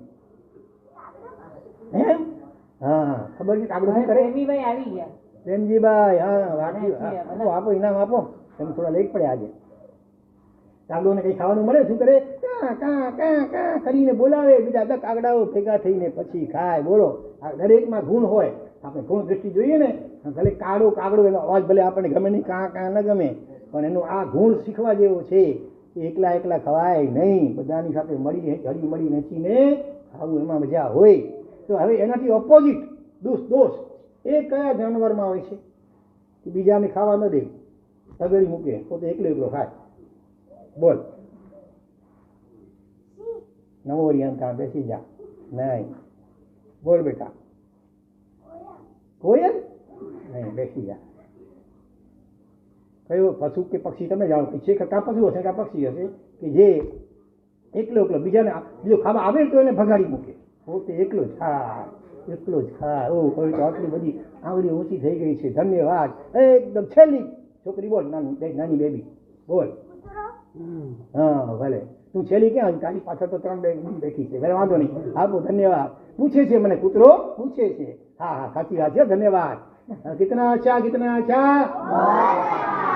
કેટલો ખાશો? હા, કૂતરો ખબર છે, ભવ. હા, કઈ મળીને પોતે ખાવા, બીજો આવે ભગાડી મૂકે છે, ભવ કરીને લડે એની સાથે. બીજી શેરી વાળાને આવવા દે. હા, બીજે એ તો હા, પોતાની શેરી વાળાને પણ ના ખાવા દે ભેગું. બીજી શેરી તો પછી ભેગા થઈને લડાઈ કરે, બે શેરી અલગ શેરી વાળા કૂતરાઓ. એટલે એક વાર અકબરે બિરબલને પૂછ્યું કે આ બિરબલ, આ કૂતરા બધા હળહળ કેમ કરે છે? એને હળ એમ કેમ કરે છે? તો આ કૂતરો એવો છે, પોતાને જાત ભાઈ સાથે ઈર્ષ્યા કરે, એને ખાવા આપે નહીં, એટલા માટે બધા એને હળહળ કરે છે. એટલે જેનો આવો સ્વભાવ એકલ પેટા થવાનો, કચ્છી જે પાવૈયો પેટ જે પેટવાળો હવે તાળી વગાડે ને. બાકી માણસ તો શું કોને કહેવાય? એ બીજાને ખવડાવીને પોતે ખાય. આ વિનોબાની જેમ આવા સંસ્કાર આ માતાએ નાખ્યા હતા. ધન્ય છે આ માતાઓને. બાળકો આવા સંસ્કાર નાખો છો ને તમે? આ માતાઓ બેઠા છો ઘણા બધા, જો. હા, તો એ બાળક મહાન થાય, આવા દેશ રાષ્ટ્ર સંત થઈ ગયા ને આવા. હા, અને જે આવા સંસ્કાર નાખે નહીં નાનપણમાં, ગર્ભોથી સંસ્કાર નાખવા જોઈએ એકદમ, અને એની ઉપેક્ષા કરે. હા, પછી એ થોડો બાળક મોટો થાય ને આઉટલાઇનમાં જાય, રડતા અમારી પાસે આવ્યો, મારા છોકરો મને નતો ગાડી બોલ્યા તો સામે બોલ્યા તો એમ કે બધી દો. પછી અમે માતાને કહેવાનું મન થઈ જાય કે તમે નાનપણમાં આવું સંસ્કાર નાખવામાં ઉપેક્ષા કરી. માત્ર સ્કૂલમાં એ બાલ મંદિરમાં મોકલ્યો, એને ખવડાવ્યું પીવડાવ્યું મોટું કર્યો, પણ એમાં સંસ્કાર નાખવાની તમે ચિંતા કરી નહીં. એનું આ માઠું પરિણામ છે કે આજે તમારે રડવું પડે છે. જો એ બાળક 9 મહિના ગર્ભમાં હતો એ વખતે તમે એને સારા વિચારો, સારા ભાવો કર્યા હોત, ભગવાનની ભક્તિ વગેરે કરી હોત, ભગવાનનું નામ જપ કર્યો હોત, તો બાળક જરૂર સંસ્કારી મહાન પાકત. બરોબર. છત્રપતિ શિવાજી ગર્ભમાં હતા ને, ત્યારે માતા જીજાબાઈ રોજ રામાયણના અરણ્ય કાંડનો સ્વાધ્યાય કરતા હતા. હા, કેટલા વાગ્યા જરા જોજો? 9:15. બરાબર, 10 મિનિટમાં પૂરું કરું. તો હવે આપણે બીજી વાત ન કરી, સીધું આપણે જઈએ એ સંગમ ગોવાળિયાના. હા, ત્યારે જીજા માતાએ અરણ્યકાંડ રામાયણ એનો સ્વાધ્યાય રોજ કરતા હતા. અને એ રામચંદ્રજીએ જંગલમાં ઋષિઓ જે તપ કરતા અને યજ્ઞ કરતા, એમાં રાક્ષસો હવનમાં હાડકા નાખતા હતા. એ બધાની સામે પરાક્રમથી સામનો કરીને ભગાડી મૂક્યા બધા રાક્ષસોને. એ બધું પરાક્રમની વાતો સાંભળીને ગર્ભમાં, એટલે આવા શિવાજી પરાક્રમી થયા. અને જે મુસ્લિમ બાદશાહો વગેરે હતા એમને હરાવી અને આપણે હિન્દુ સંસ્કૃતિનું રક્ષણ કર્યું. એ તો આપણે બધા વટલાઈ ગયા હતા. ચાલ આગળ વધીએ. તો આગલા કંજૂસ હતા, ચમડી તૂટે પણ ડમડી ન છૂટે. અને એના 4 દીકરાઓ, 4 પરણેલા હતા. અને એ 4 જે પુત્ર વધુ દેરાણી જેઠાણી ભેગી મળી અને કૂવેથી પાણી ભરી, નળ નહોતા પેલા, કૂવામાંથી પાણી ભરીને પાછી આવતી હતી. હવે બધી લગભગ એક સરખી જેવી ઉંમરવાળી હતી, યુવાન. એટલે અલગ મલગની વાતો કરતી આવે, આમ હસી મજા કરતી આવે. અને એકદમ સામેથી એક મોટી ઉંમરના માજી આવતા હતા. માજીના માથા ઉપર છાણાનો ટોપલો હતો, ટોકરી, બરોબર. અને આ 4 જણી આવે છે આમ અલગ બાજુ. એમાં એકનો કોણીનો ઠોંસો લાગી ગયો માજીને. એટલે મોટી ઉંમરના માજી હતા, માથાનો ટોપલો પડી ગયો નીચે છાણાનો. એટલે માએ ટોણો માર્યો. કે સર દીકતી નથી આટલી બધી આ થકી અભિમાનમાં થકી ગઈ છો કે તમારા પતિ કે તમારા સાસ સસરાએ આટલા રૂપિયા હોવા છતાં કોઈ એવું ગામ જમણ કર્યું, કોઈ જ્ઞાતિ જમણ કર્યું, કોઈ એવા મોટા સારા કામ કર્યા સમાજના, આવી રીતે સ્કૂલમાં આવું કંઈ બંધાવી આપ્યું, કંઈક સારું કામ કર્યું, જેથી કરીને આમ તમે અહંકાર અભિમાનથી આમ ચાલો ચોપડ થઈને એટલું જ દેખાતું નથી. હવે મારા કંઈ બુદ્ધિ ડોશી આવતી હોય ગરડી, તમે આમ થોસો લગાવી દો. આ ટોણું માર્યો ને તો આવું વિચારવા પડી. એ હજી થોડી સમજુ હતી, દાઈ હતી, એનો ગુસ્સો ન કરો માજીની સામે. સમજી ગઈ કે આ માજી કહે છે વાત સાચી છે કે આપણા પાસે કરોડો રૂપિયા હોવા છતાં પણ આપણા સસરાજી ક્યારેય કોઈ સારા કામમાં પોતે વાપરતા નથી, આપણા પતિઓને પણ વાપરવા દેતા નથી. ત્યારે આજે આપણને આ ટોણું સાંભળવાનો અવસર આવ્યો, પણ હવે આપણે કાંઈક એનો ઉપાય કરવો જોઈશે. એ રીતે આપસમાં ચારે જણીએ મસલત કરી અને ઘરે આવી કરી બપોરનું શીતળા સાતમ પાણી આવે. શીતળા સાતમના તમે કંઈ રસોઈ બનાવો બેનો? ન બનાવે ને, આમ ઠંડુ ઠંડુ આવે ખાવાનું સાથે આગલા દિવસનું બધા વાસી. તો અને બપોરે જમવા માટે આવ્યા ચારે છોકરા ભાઈઓ, જોયું તો બધું શાંત, રસોડા નથી, કાંઈ નહીં, બિલકુલ રસોડા બંધ પડ્યું છે. કેમ? આજે રસોઈ નથી બનાવી, આજે શીતળા સાતમ તો નથી. બોલ્યો હનુમાન જેમ મોઢું ફુલાવીને આમ ચારે દેરાણી જેઠાની બેઠી ગંભીર થઈને, કેમ બોલતી નથી? કાંઈ કેમ માથું લાગી ગયું? કોઈએ તમારું અપમાન કર્યું? કેમ બોલતી નથી? એટલે પછી હળવે રહીને એક વહુએ વાત કરી કે આવી વાત છે, આજે અમારે આવું ટોણું મેણું સાંભળવું પડ્યું અને માજીની વાત પણ સાચી છે, ખોટી નથી. હવે કાંઈક આનો ઉપાય કરો, નહીં તો હવે અમે રસોઈ બનાવીશું નહીં, આજે ઉપવાસ. હા, મૌને કાળસી પાડજો. તો પછી ચારેય ભાઈઓ પણ સમજી ગયા કે આ વાત તો સાચી છે, પાછું કરીએ શું? આપણો પિતાની આગળ ચાલતું નથી કાંઈ, અને પિતાજી તો કંજૂસ છે, હવે કાંઈ ઉપાય તો કરવો પડશે. એટલે છેવટે ચારે where there is will there is way. જ્યાં ઈચ્છા પ્રબળ હોય ને તો રસ્તો કે ઉપાય ભરી જ આવે. ચારેય ભાઈઓએ ભેગા મરી કરી એક ઉપાય શોધી કાઢ્યો. એ નાનો દીકરો કે છે બાપુજી બાપુજી, પેલા પપ્પા નહોતા કહેતા બાપુજી, અધા છે ને કચ્છી બાપુજી કે પિતાજી છે ને, ઘણા દિવસથી હિસાબ સરખો મળતો નથી. અમે રોજ ધંધામાં જમા ઉધાર ને સરવૈયું સરખું મળતું નથી. તો એમ કરીએ આપણે છે ને જરા ઉપર મેળી મોટી હવેલી હતી, ઉપર શાંત નિરાંતે બેસીને આપણે બે જણા સરખો જરા હિસાબ કિતાબ કરી લઈએ. ભલે પૈસાની વાત આવે તો પપ્પાનો બધા રાજી હોય. ગયા ઉપર અને એનાથી પહેલાં આખા ગામમાં ચૂપચાપ ઘરે ઘરે જઈ કરી અથવા પૂજારીને મોકલાવી કરી બધાને નોતરો આપી આમંત્રણ કે અમુક દિવસે અમારા ઘરે જમવા માટે બધા વધારજો. કંઈ પણ એવું બહાનું કાઢ્યું કે આજે જન્મદિવસ છે કે તિથિ છે જે છે. અને ખરેખર એ દિવસે બાપ દીકરો બે જણા ઉપર ચડી ગયા મેળી ઉપર અને હિસાબ કરે છે. આ બાજુ જમવાનું સંયમ થયો એટલે બધા માણસો આવી રહ્યા છે. એક પછી એમના ઘરના આંગણામાં પંગત લગાવી હતી મોટી. તો હવે જો માણસો આવે, છોકરાઓ તમારા જેવડા આવે, તમારા જેવા ડાયા બધા કેટલા શાંત થોડા રહી શકે? જો કેટલા છોકરાઓ અહીંયા પણ જો ચાલુ છે, જો નાટક ચાલુ છે કાંઈક. છોકરાઓ આવે તો છોકરા શાંત બેસી શકે સુધીરા? કંઈક ને કંઈ અટક ચાલુ કરતા હોય, કંઈક અવાજ કરતા હોય, વાતો કરતા હોય, એમાં થાળી વાટકા પીછા તો પછી ટન ટન ટન વગાડ્યા કરે. તમે ડંકો વગાડતા વગાડતા લઈ ગયા ને અમને. અને છોકરાઓ છે જ્યાં સુધી ખાવાનું આવે ત્યાં સુધી ચમચું હોય વગાડ્યા કરે થાળી વાટકા. એના પિતાએ પહેલાં તો વાતો થઈને અવાજ થયો ને એટલે પપ્પા અવાજ કેમ થાય છે આટલો બધો માણસોનો? હોય બાપા, બાપુજી બધીમાં રસ્તો છે, લોકો આવતા હોય જતા અવાજ થાય, વાતો તમે આમાં ધ્યાન આપો ને.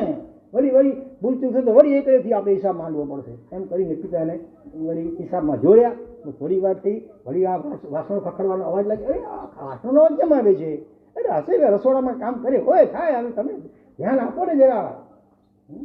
વળી ધ્યાન લગાવ્યું, થોડીક વાર થઈ, શીરો શીરો ભજીયા ભજીયા ભજીયા એ સાંજ શરૂ થઈ ગયું. અરે આ શબ્દો સાંભળ્યા, શીરો ભજીયા, હે આ શું છે? ઊભા થઈ ગયા સીધા ઉપરથી આમ જડુખામાં નીચી નજર કરી આંગણામાં. હવે જોયો આટલા લોકો બેઠા છે ને જમી રહ્યા છે ને પીસાઈ. અરે આ શું છે છોડા? આ શું માંડ્યું છે મારા ઘરમાં? છોકરા હવે તો અંગે યાદ પકડાઈ ગયા, હવે તો સાચી વાત કરવી જ પડશે. એ છોકરાએ વાત કરી કે જો આપણા માટે દુનિયા આવું બોલે છે આપણા માટે કલમ કહેવાય. કરોડો રૂપિયા હોવા છતાં આપણે ક્યારેય કોઈ ગામ જમણ કે કાંઈ સારું કામ કર્યું નથી. ને એટલે પછી અમે ચારે ભાઈઓએ નક્કી કર્યું ને આ પ્રમાણે ગોઠવણ કર્યું છે, જેથી કરીને આપણા માટે ને ખાસ તમારા માટે લોકો ઘસાતું બોલતા બંધ થઈ જાય. કુદરતનું કરવું છે, કાંઈક ચોઘડિયું સારું હશે, થોડી પિતાને સદબુદ્ધિ આવી, ચાલો જે થયું છે સારા માટે.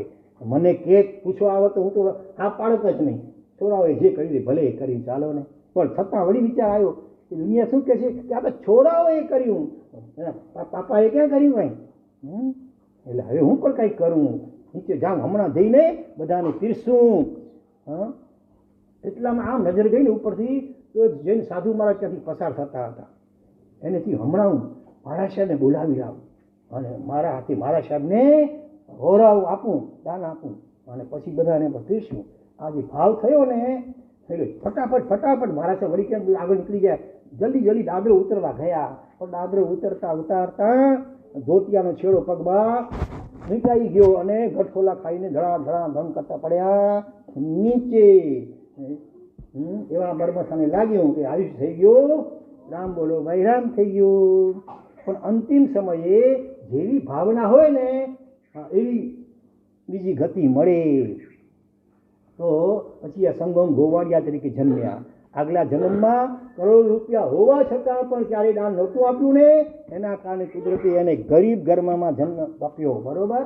હા, પણ એ ભાવમાં જે એને આગલા ભાવમાં મારા શબ્દે વરાવવાની ભાવના અધૂરી રહી ગઈ હતી ને ઈચ્છા, તે કુદરતે આ રીતે પૂરી કરાવી. જો આવા મહાતપસ્વી મુનિવરના દર્શન થયા 1 મહિના સુધી, એના ભાવ એકદમ ઊંચે ચડતા ગયા અને પછી છેલ્લે આ રીતે ખીર એણે ભાવથી હોરાવીને એવું જબરદસ્ત પુણ્ય બાંધ્યું.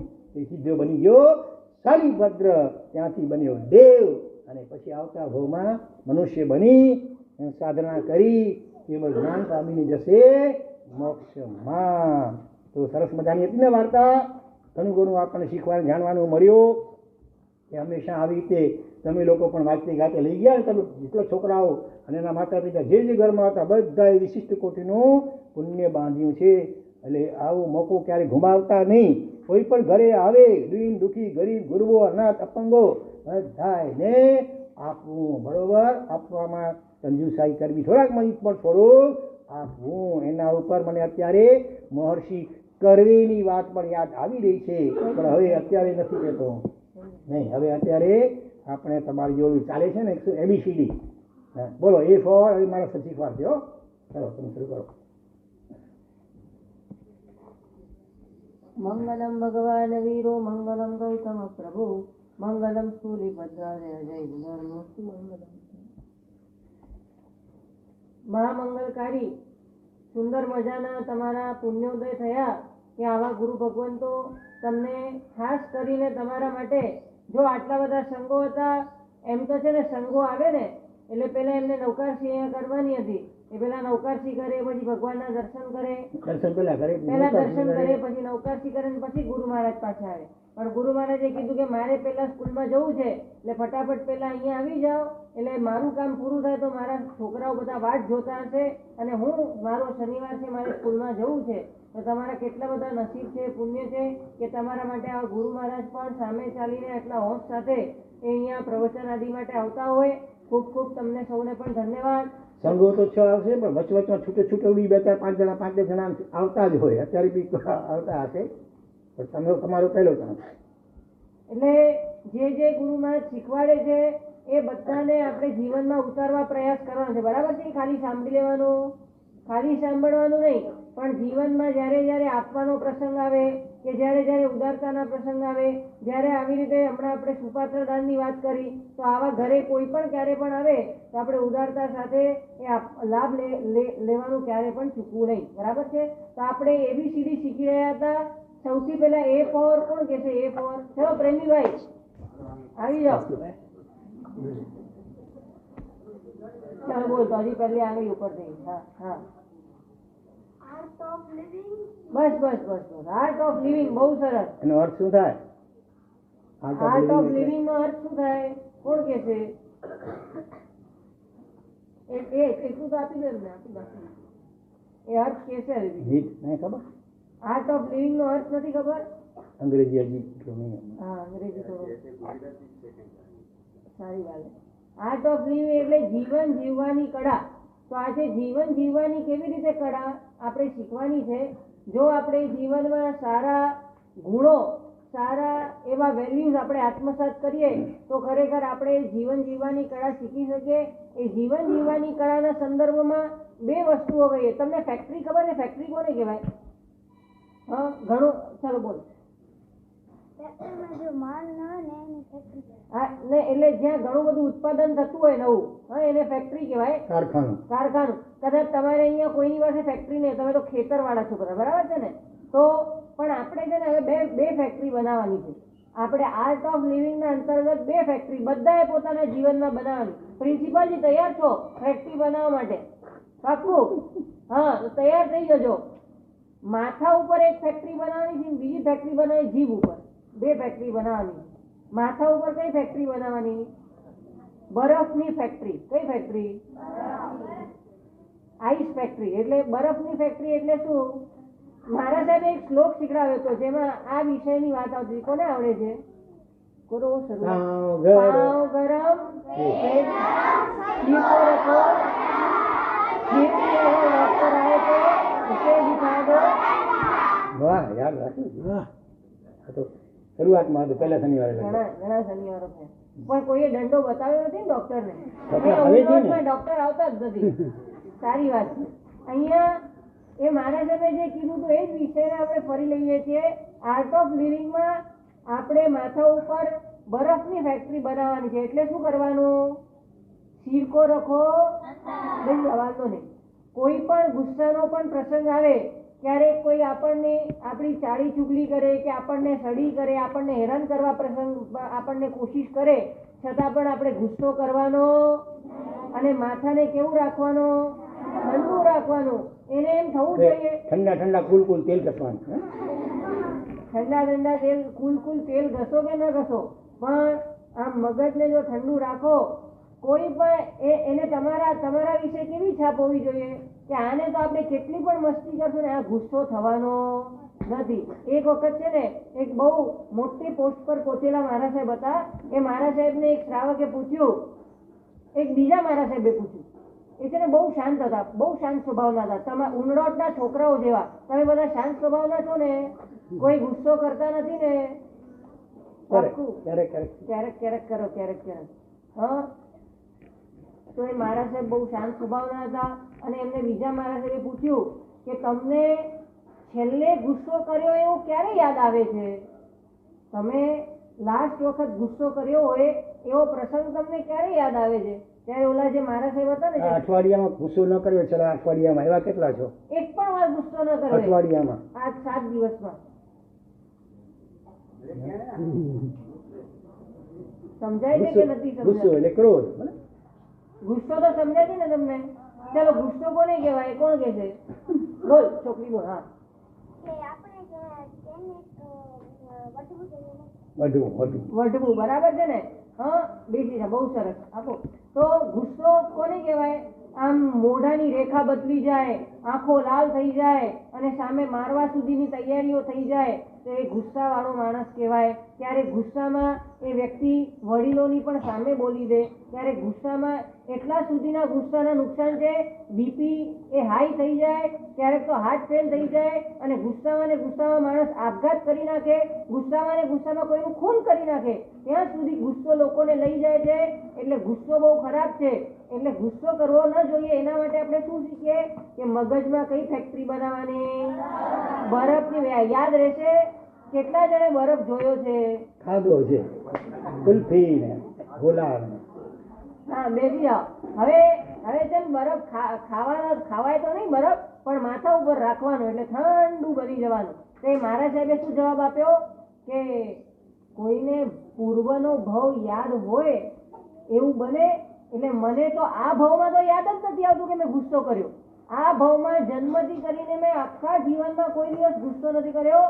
આખી એક ઘટના એક યુવાને સાંભળી મુંબઈમાં અને એ યુવાને પણ નક્કી કર્યું કે જો આ મારા સાહેબ આટલી ઊંચે પોસ્ટે પહોંચેલા મારા સાહેબ કોઈના ઉપર ગુસ્સો કરતા નથી તો હું કેમ મારા જીવનમાં ગુસ્સો કરું? અને એણે પણ નક્કી કર્યું કે મારે મારા જીવનમાં ગુસ્સો કરવો નહીં.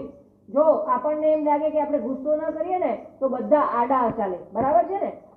કોઈ પણ આપણે કેવી રીતે પણ આપણી સાથે વર્તન કરે, આપણને કોઈ હાલતા ચાલતા આપણને મારે કે કોઈ સુધરવા તૈયાર ન થાય, પણ એ વાત એવી નથી. જો જે વસ્તુ શાંતિથી સુધરે ને કોઈ પણ વ્યક્તિ, એટલું ગુસ્સાથી સુધરતો નથી. એટલે આર્ટ ઓફ લિવિંગમાં સૌથી પહેલી કઈ ફેક્ટરી બનાવવાની? ક્યાં બનાવવાની? બરફની ફેક્ટરી. બધા બનાવશો ને. હવે આવતા શનિવારે તમને પૂછીશું કે કેટલા જણ શાંત રહ્યા, કેટલાએ ગુસ્સો ન કર્યો આખા અઠવાડિયામાં. મમ્મી પપ્પા કે શિક્ષકો ઉપર તો કોઈને ગુસ્સો ન જ આવે ને. વડીલો પ્રત્યે તો ગુસ્સો ન જ કરાય, બરાબર? કરે તો મેથી પાક ખાવા મળે. મેથી ભાત ખાય તો એ ગુસ્સો પછી છૂટે નહીં પાછો. આપસમાં લડતા છોકરાઓ આપસમાં પણ દોસ્તારો સાથે લડવાનું, બરાબર છે? પહેલા નંબરમાં કઈ ફેક્ટરી બનાવવાની? હમણાં આપણે કયા વિષય ઉપર શીખે છે? એ ફોર આર્ટ ઓફ લિવિંગ, બરાબર છે? અને બીજી ફેક્ટરી બનાવવાની જીભ ઉપર. હવે જીભ ઉપર કઈ ફેક્ટરી બનાવશો? બોલો. ચોને નહીં, બોલો. સારું બોલવાની ફેક્ટરી માટે ફેક્ટરી કઈ બનાવવાની? એ કઈ વસ્તુ? વસ્તુ કઈ વસ્તુ? મીઠી મીઠી વસ્તુ છે. બીજું કોણ બોલશે? એમ બરફ ઠંડુ ઠંડુ છે, મીઠી મીઠી વસ્તુ કઈ? ગોળ. હા, સાકર કરતા ગોળ વધુ. એટલે ગોળ કે સાકર એટલે સુગર ફેક્ટરી. સુગર ફેક્ટરી, સાકરની ફેક્ટરી બનાવવાની. એટલે જેમને પણ આપણે ક્યારે પણ બોલવાનો પ્રસંગ આવે તો કેવું બોલવાનું? મીઠું બોલવાનું. હિત, મિત અને પથ્ય. હિત એટલે બીજાને હિતકારી હોય, મિત એટલે ઓછું, અને જે આપણને ને સામેવાળાને ગમે એવું બોલવાનું. પણ ખરાબ ગાળો બોલવાની. કેટલા જણ એવા છે જે એક તો કોઈ પણ ખરાબ ગાળ બોલતા નથી? વાહ, ઘણી બધી છોકરીઓમાં અને છોકરાઓ ઓછા છે. અને કેટલા જણ બોલે છે ખરાબ ગાળો? તો એક છોકરો એકદમ ઈમાનદાર છે, એમને ઇનામ આપો. એને હાથ ઉપર કરે ને એને ઈમાનદાર. નહીં, એ આજુબાજુ જોતો હતો કે બીજું કોઈ કરે છે કે નથી કરતું. એ પૂછે એને બરાબર છે, એ તૈયાર જ હતો હાથ ઉપર કરવાનું. બીજા કોઈ જો એ હવે નહીં બોલતો, એક તો પ્રમાણ આપે. પાકું? નહીં, ટ્રાય કરશે. તો આપણે મોઢામાં કઈ ફેક્ટરી બનાવવાની? સાકરની ફેક્ટરી, શુગર ફેક્ટરી, બરાબર છે? જ્યારે પણ આપણે વાત કરવાનો પ્રસંગ આવે, ખોરો કઈ હટ, હું આ રીતે બોલવાનું નહીં. એના બદલે હળવેથી અને મીઠા મીઠા શબ્દો. જે મીઠા શબ્દો બોલે એ આખી દુનિયામાં પ્રસિદ્ધ બને, એને બધા લોકો ચાહે. અને જે ખરાબ શબ્દ બોલે ને એને પોતાના સગાવાલા પણ ચાહતા નથી, પ્રેમ કરતા નથી. માટે જેની જીભ મીઠી એની ઘેર ઘેર ચિઠ્ઠી. બોલો. જેની જીભ મીઠી એની, જેની જીભ ઝેરી એનું જગત આખું વેરી. જેની ઝેરી. એટલે બોલવા ઉપર આખા જીવનનો ઘણો આધાર છે. જો આપણે મીઠું બોલી શકીએ, બોલવામાં આપણે સંભાળી શકીએ, અને જો સારું બોલી શકીએ તો જગતમાં સાહેબે કીધું ને ઘેર ઘેર ચિઠ્ઠી, લોકો બધા તમારી ચર્ચા કરતા થઈ જાય. એટલે બે ફેક્ટરી આપણે આર્ટ ઓફ લિવિંગમાં બનાવવાની છે. પહેલી કઈ ફેક્ટરી? બરફની ફેક્ટરી. અને બીજી કઈ factory? Sugar factory. Narendra Modi આખા વિશ્વમાં ફેમસ છે.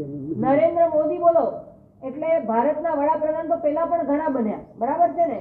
પણ આખા વિશ્વમાં ભારતને પ્રસિદ્ધિ અપાવનાર અને એક વિશ્વ નેતા તરીકે પણ એક પ્રખ્યાતિ પામનાર જો નરેન્દ્ર મોદી બન્યો હોય તો એની એક જ એક કળા, એવી અદ્ભુત કળા છે કે જ્યાં પણ જાય એવું સુંદર મજાનું બોલે, એટલું અદ્ભુત વક્તવ્ય આપે.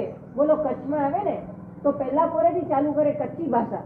જે દેશમાં જ્યાં પણ જાય પેલા ત્યાંની ભાષામાં બોલે અને બહુ સુંદર મજાનું વક્તવ્ય, મીઠી ભાષા.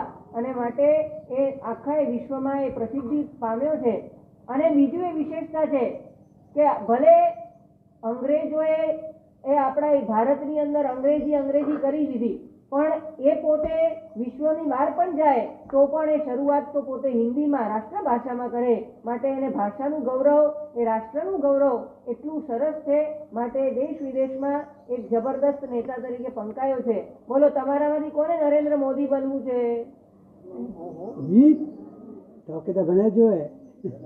ચાલો બેસી જાઓ.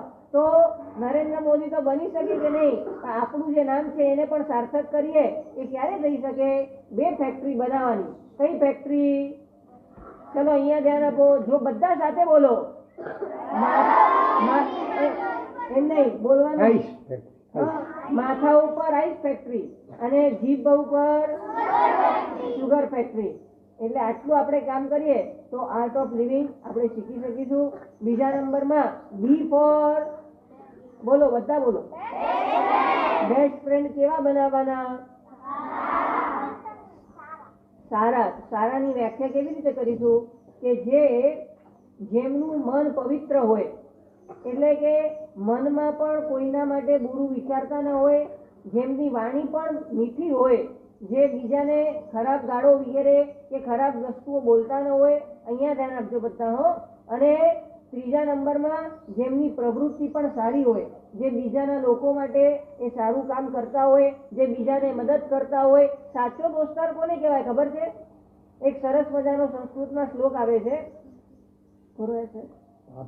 પાપાત નિવારયતિ યોજયતિ હિતાય ગુહ્યમ ચ ગુહ્યતિ ગુણાન પ્રકટીકરોતિ આપદગતમ ચ ન કદાપि જહાતિ મિત્રમ સન્મિત્ર લક્ષણમિદં પ્રવદંતિ સંતઃ. બરાબર છે. બહુ સુંદર મજાનું આ મિત્રના લક્ષણો બતાવતું એ છે. હિન્દીમાં બોલીએ. मित्र ऐसा कीजिए दाल शरीक, बोलो मित्र ऐसा कीजिए, बोलो दाल शरीखा होय, दुख में जो आगे रहे सुख में पीछे होय. दाल समझी શકો? ગાલ કોને કહેવાય? તલવાર. હવે તલવાર સામી વ્યક્તિ જ્યારે આપણા પર શસ્ત્રનો કરે પ્રહાર ત્યારે એની આગળ આમ ધરી હોય ઢાલ કહેવાય. ઘેંડાની બનેલી મજબૂત એકદમ. તલવારથી પણ તૂટે નહીં. એ તલવાર તૂટી જાય પછી ન તૂટે. તો એ જે યુદ્ધનો પ્રસંગ હોય ત્યારે ઢાલ આપણું રક્ષણ કરે આગળ, અને યુદ્ધ વિરામ શાંતિ હોય ત્યારે ઢાલ ક્યાં રખાય? આમ પાછળ રખાય. તો મિત્ર એવો હોય સાચો મિત્ર. દુઃખમાં આપણું રક્ષણ કરે અને સુખમાં પાછળ રહે. આજે ઉલટું છે મોટે ભાગે. સુખમાં હોય તો પૈસા હોય તો બધા ભાઈબંધ થઈ જાય. અને પછી પાર્ટીઓ માંગે ને પૈસા ખવડાવવા માટે એ તૈયાર જ હોય, અને જેવું દુઃખ આવે એટલે બધા ચાલ્યા જાય. પણ સાચો મિત્ર કોણ હોય? કે જે આપણને હંમેશા પાપથી દૂર કરે, ધર્મમાં લઈ જાય, અને દુઃખમાં હંમેશા આપણી સાથે ને સાથે આપણો સાથ ન છોડે, અને સુખમાં પાછળ રહે. એટલે સમજાઈ ગયા? બી ફોર બેસ્ટ ફ્રેન્ડ. તમે બનાવવાના શરૂ કર્યા બેસ્ટ ફ્રેન્ડ? કેવા સારા મિત્રો બનાવ્યા છે કે ખરાબ મિત્ર? જો બીજી વાત કરું, ખરાબ વ્યક્તિ પાસે જો કોઈ પોતે મિત્ર બનાવવા ન જાય ને તો શું થાય? એને પણ એમ થાય કે મારો તો કોઈ મિત્ર બનવા તૈયાર જ નથી. કેમ? કારણ કે હું ખરાબ છું એટલે. બરાબર છે? તો એ પોતે જાતે શું કરે? એને પણ એમ ફીલ થાય કે બધા મારાથી દૂર જાય છે તો હું પણ કેવો બની જાઉં? હવે હું સારો બની જાઉં તો મારા પણ મિત્ર બની જાય. તો એ માટે પોતે પણ સારો બનવા તૈયાર થઈ જાય તો એને પણ ફાયદો થાય. બરાબર છે? એટલે તમારે હંમેશા સારા મિત્રો બનાવવાના જે તમને આગળ વધારે તમારા આત્માનું કલ્યાણ કરે. એ ફોર બી ફોર. કેટલા વાગ્યા છે? તારી ઘડિયાળ ચાલુ છે કે નથી ચાલુ?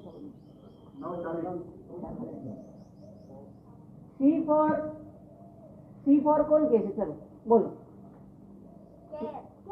કેર. બરાબર છે. ચલો બંનેને આપી દો. ઇનામ આપો પ્રેમીભાઈ. તમારે બેસવાનું નથી, ઉભા રહો.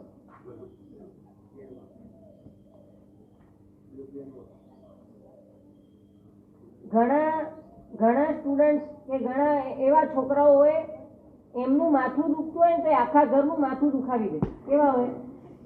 એટલો અવાજ કરે કે એટલી તકલીફ કરે, એટલું હાય કરે કે આખા ઘરનું માથું દુખાવી દે. પણ ઘણા લોકો એવા હોય કે બીજાનું વિચાર કરે, પોતાને કેટલી પણ આપત્તિ આવે પણ બીજાનું કેર કરે. એક્ઝામમાં પણ ટેન્શન હોય. એક્ઝામમાં હોય કે નહીં ટેન્શન? તમારી ક્યારે એક્ઝામ આવવાની છે? 10મા મહિનાના 6 તારીખ. અહીંયા જ એક્ઝામ હોય છે કે બહાર જવું પડે? અહીંયા જ એક્ઝામ. કોપી તો નથી કરવાની તો એક્ઝામ? સરસ. તો એક્ઝામ આવે તો એની પહેલા ટેન્શન આવે ને થોડુંક, હવે ભણવું પડશે, હવે એક્ઝામ આવી ગઈ. તો આ જીવન આપણી આ લાઈફમાં જીવનમાં તો રોજે રોજ એક્ઝામ આવતી હોય છે. બીજા જીવો પ્રત્યે જેટલો આપણે કેર કરીએ અને બીજાને જેટલી આપણે બીજાની ચિંતા કરીએ જીવનમાં ખરેખર આપણે પાસ થતા હોઈએ છીએ. તમને અહીંયા તો હવે મધ્યાહન ભોજન મળે છે, પણ ઘણીવાર ઘરેથી ટિફિન લઈ આવે, એકબીજાને તમે આપો કે ના આપો? હમણાં સાહેબે મસ્ત વાર્તા કરીને, કોની વાર્તા કરી સાહેબે હમણાં, કોને યાદ છે? એકબીજાને આપવા માટે કયા સંતની વાર્તા કરી? બોલો બોલો, પાછળ. હા, નહીં તમે નહીં, પાછળ.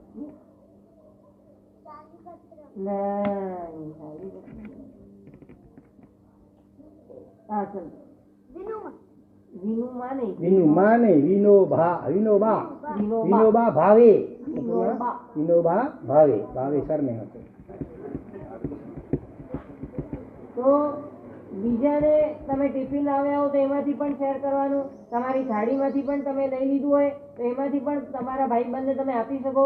ઘરમાં પણ તમે જમવા વગેરે બેઠા હો, હંમેશા બીજાની ચિંતા કરી અને પછી પોતાનું એ જીવન નિર્વાહ કરે એ બીજા માટે કેર કરતો હોય છે. ઘણા લોકો છોકરાઓ હોય અહીંયા તો ખબર નહીં, પણ જન્મદિવસ તમે કેવી રીતે ઉજવો? તમારો જન્મદિવસ આવે એ દિવસે કેવી રીતે ઉજવો? ચલો બોલો, કેવી રીતે ઉજવાય? તમે જન્મદિવસ કેવી રીતે ઉજવો છો? અમે ન ખાઈએ પહેલા અમે અમારા બાજુવાળા છોકરા કે બીજા કોઈને બોલાવી એમને પણ આપીએ અને પછી ખાઈએ. વાહ. ઝાડ રોપીએ. ઓહો, બરોબર છે. તો જન્મદિવસના દિવસે વિશેષ ઘણી ચીજો થઈ શકતી હોય છે.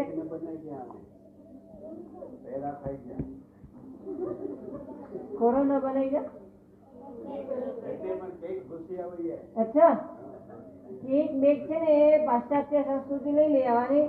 કચ્છનો શીરો હોય ને, શીરો બની શકે, ખીર બની શકે, બરાબર. અને લડ્ડુ પેડા, મીણબત્તી ઓલવવાને બદલે દીવો પ્રગટાવી શકાય. વિશેષમાં તમારા માતા પિતા ખુશ થઈને તમને ક્યારેક કોઈ બક્ષિસ આપે કે તમને કંઈક ઇનામ મળે તો સમજો દાખલા તરીકે તમને 500 રૂપિયાનું ગિફ્ટ કે ઇનામ મળ્યું, તો એ 500 રૂપિયા તમારા મોજ શોખ માટે વાપરવા કરતા એ જન્મદિવસ નિમિત્તે કોઈક જનાવરોને આપણે ખાવાનું આપી શકીએ, અથવા તો કોઈ ગરીબ વ્યક્તિઓ હોય ક્યારેક એવા હોસ્પિટલોની પણ આપણે મુલાકાત લેવી જોઈએ. જે હોસ્પિટલમાં માંડવી આશ્રમ છે, બરાબર છે, માંડવી આશ્રમમાં એવા અનાથો કે અપંગ વગેરે જીવો હોય, અથવા તો હોસ્પિટલોમાં કેન્સર વગેરેના દર્દી જીવો હોય, તો એવા ભોજાઈજી બાજુમાં આપણ જીવો મંદબુદ્ધિ ભોજાઈની બાજુમાં પણ મંદબુદ્ધિ બાળકોની પણ એક સંસ્થા છે, બરાબર છે. તો એવી સંસ્થાઓની મુલાકાત લેવાથી શું થાય કે આપણને ખબર પડે કે મને કેટલી બધી મૂલ્યવાન વસ્તુઓ ભગવાને આપી છે. મને 2 આંખો સારી છે, મેં કાન મારા બરોબર છે, નાક બરાબર છે, જીભ છે, બધી ઇન્દ્રિય પરિપૂર્ણ છે. બોલો, બધાનું મગજ તો બરાબર છે ને? અહીંયા એકદમ બરાબર છે ને? હા, બરોબર રાખજો. બરાબર મગજ હોય અને એ પણ ભગવાનની કેટલી મોટી દેન છે.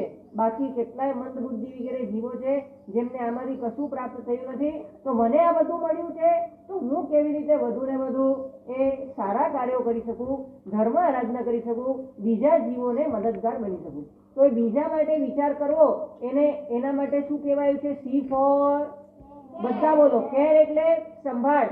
બીજા જીવોની સંભાળ લેવી, એમાં જ પોતાના આત્માની પણ સંભાળ છે. ઘણી વાર છે ને છોકરાઓ જીદ કરતા હોય અલગ અલગ વસ્તુઓ લેવા માટે, કોઈક વસ્તુ ખાવા પીવા વગેરે માટે. અહીંયા તો ગામ છે એટલે શહેરોમાં વધારે હોય ત્યાં વસ્તુઓ લેવા માટે. પણ એ વિચાર કરવાનો કે રોજ 125 કરોડ જેટલી જનતા ભૂખી સૂઈ જાય છે. એને ખાવાનું સુદ્ધા આખા દુનિયાની અંદર કેટલા લોકો? 125 કરોડ લોકો એમને ભૂખ્યા સૂવું પડતું હોય છે. ઘણાને પહેરવા માટે કપડાં પણ હોતા નથી, ઘણાની પાસે પગમાં પહેરવા માટે ચંપલ પણ હોતા નથી.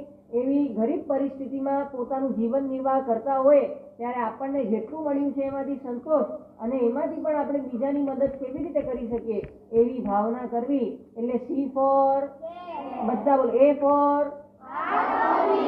ડી ફોર, સી ફોર અને ડી ફોર ચલો બોલો. ડિસિપ્લિન. ડિસિપ્લિન. ડિસિપ્લિન એટલે શિસ્ત, અનુશાસન. તો આપણે ડિસિપ્લિનમાં કેવી રીતે રહેવું એ માટે ડિસિપ્લિનમાં આપણે પહેલા નંબરમાં હોમ ડિસિપ્લિન એટલે ઘરમાં કેવી રીતે આપણે ડિસિપ્લિનમાં રહેવું, માતા પિતા સાથે ઉચિત વ્યવહાર કરવાનો.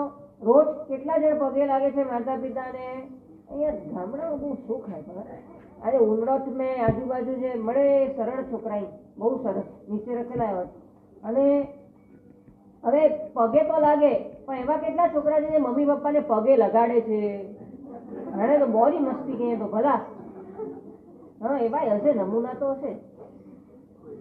નથી? કોઈ નથી. બહુ સારું. હા, બીજા નંબરમાં મમ્મી પપ્પાની સામે બોલનારા કેટલા છોકરા છે કે ક્યારેક આમ ગુસ્સો આવી જાય ને મમ્મી પપ્પા હા બહુ મૂકે ચોયો ના આવું ઊંચી હિસાબે કેટલા છે સામે છોકરા બોલે? ના ના આને બી હજી અહીં હાથ ઉપર કરે થોડોક શરમ કહીએ હતા. પણ જેટલા પણ એ સમજે ગંજા ઘરની એક શિસ્ત છે, એક મર્યાદા છે, એક ડિસિપ્લિન છે. આપણે વડીલોનો એ આદર વિનય બહુમાન જાળવવાનો, વડીલો છે કે એને સ્વીકારવાનો, એમની સામે બોલવાનું નહીં. કદાચ આપણું કોઈ રજૂઆત હોય કે દાખલા તરીકે મમ્મી કહે છે કે તો કે સ્કૂલ મેં બંધો કબતો અને આ કે સ્કૂલ મેં અત્યારે કટાળો થતો હશે ને આગે ક્યારેક બીજો પ્રશ્ન પૂછા રજા મેં તો મજા છે કે કટાળો છે? વાહ પ્રિન્સિપલ જી અહીં કમ સરસ ક્યારે બોલા. તો ઘણી વાર એવું થાય કે ભણવા વગેરેમાં આળસ આવતો હોય મમ્મી કે અને છતાં આપણે ન ભણવું હોય ને તો શાંતિથી પ્રેમથી મમ્મીને સમજાવો કે મમ્મી આજ જરાક મુકે મૂળ નતો હશે પણ સામે ગુસ્સામાં કે એ રીતે વડીલો સામે બોલવું એ ઉચિત ન ગણાય. એટલે મમ્મીને હેરાન નહીં કરવાનું, મમ્મી પપ્પાની સામે નહીં બોલવાનું. એ પહેલા નંબરનું કયું ડિસિપ્લિન છે? હોમ ડિસિપ્લિન, ઘરનું ડિસિપ્લિન. ઘરમાં કલ્પિત્રોમાં વાત આવે છે એવું નહીં કરવાનું. વડીલે શીખવાડ્યું કે માતા પિતાની સામે બોલવું, સામે ઉત્તર આપવો નહીં. પછી છોકરાએ શું કર્યું? માતા પિતા બહાર ગયા હતા તો તે ઘરમાં હતો, અંદરથી દરવાજો બંધ કરી નાખ્યો. પછી માતા પિતા આવ્યા છે, બેટા દરવાજો ખોલ, અમે આવ્યા છીએ. બોલ જવાબ આપતો જ નથી, ખોલતો જ નથી. હા કેટલી બૂમો પાડી તોય ખોલતો નથી. છેવટે એના પિતા કોટડી ઉપર ટપીને અંદર ગયા. હસતું બેઠો હતો. એટલે કેમ? હા મારી અવાજ ન સાંભળ્યું તું ને તો કેમ ખોલ્યું નહીં? તમને તો કીધું હતું ને કે વડીલોની સામે ઉત્તર આપવો નહીં. એવું તો નહીં કરવાનું. હંમેશા જે અર્થ સમજાવવા એ સીધો અર્થ કરવાનો, ઊંધો અર્થ કરવાનો. ઊંડો અર્થ છોકરા બહુ સારા આંજો ગામ હોય ને એટલે જરા શું ને અસર થઈએ. અહીંયા આપણને માતા પિતાએ કેટલો બધો આપણા ઉપર ઉપકાર કર્યો છે એનું સતત સ્મરણ કરવાનું. એક વખત છે ને અનુભવ કરજો, 5 કિલોની કોઈ વસ્તુને 9 કલાક માટે ઉપાડીને ફરીને તો જોજો, જ્યાં જાઓ ને ત્યાં સાથે જ રાખવાનું. તમારી બેગ કેટલા વજન વાળી હોય છે? હમણાં તો વજન લઈ આવતા જ નથી ને તમે. એક દિવસ પ્રયોગ કરો, આખો દિવસ 5 કિલોની બેગ ઉપાડીને ફરવાનું. કેટલી શું થાય, શું હાલત થાય? તો આપણા માતાજી 9 મહિના સુધી આપણું વજન લઈને ફરતા હોય અને એ કેટલું એ ચિંતા એટલે એમને પણ કેટલું કષ્ટ વેઠીને આપણને જન્મ આપ્યો, આપણને સંસ્કાર આપ્યા.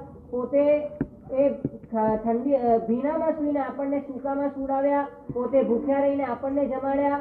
એવા કેટલા ઉપકારો માતા પિતાએ કર્યા હોય. એટલે જ આપણે ભજનમાં પણ ગાઈએ છીએ ને, ભૂલો ભલે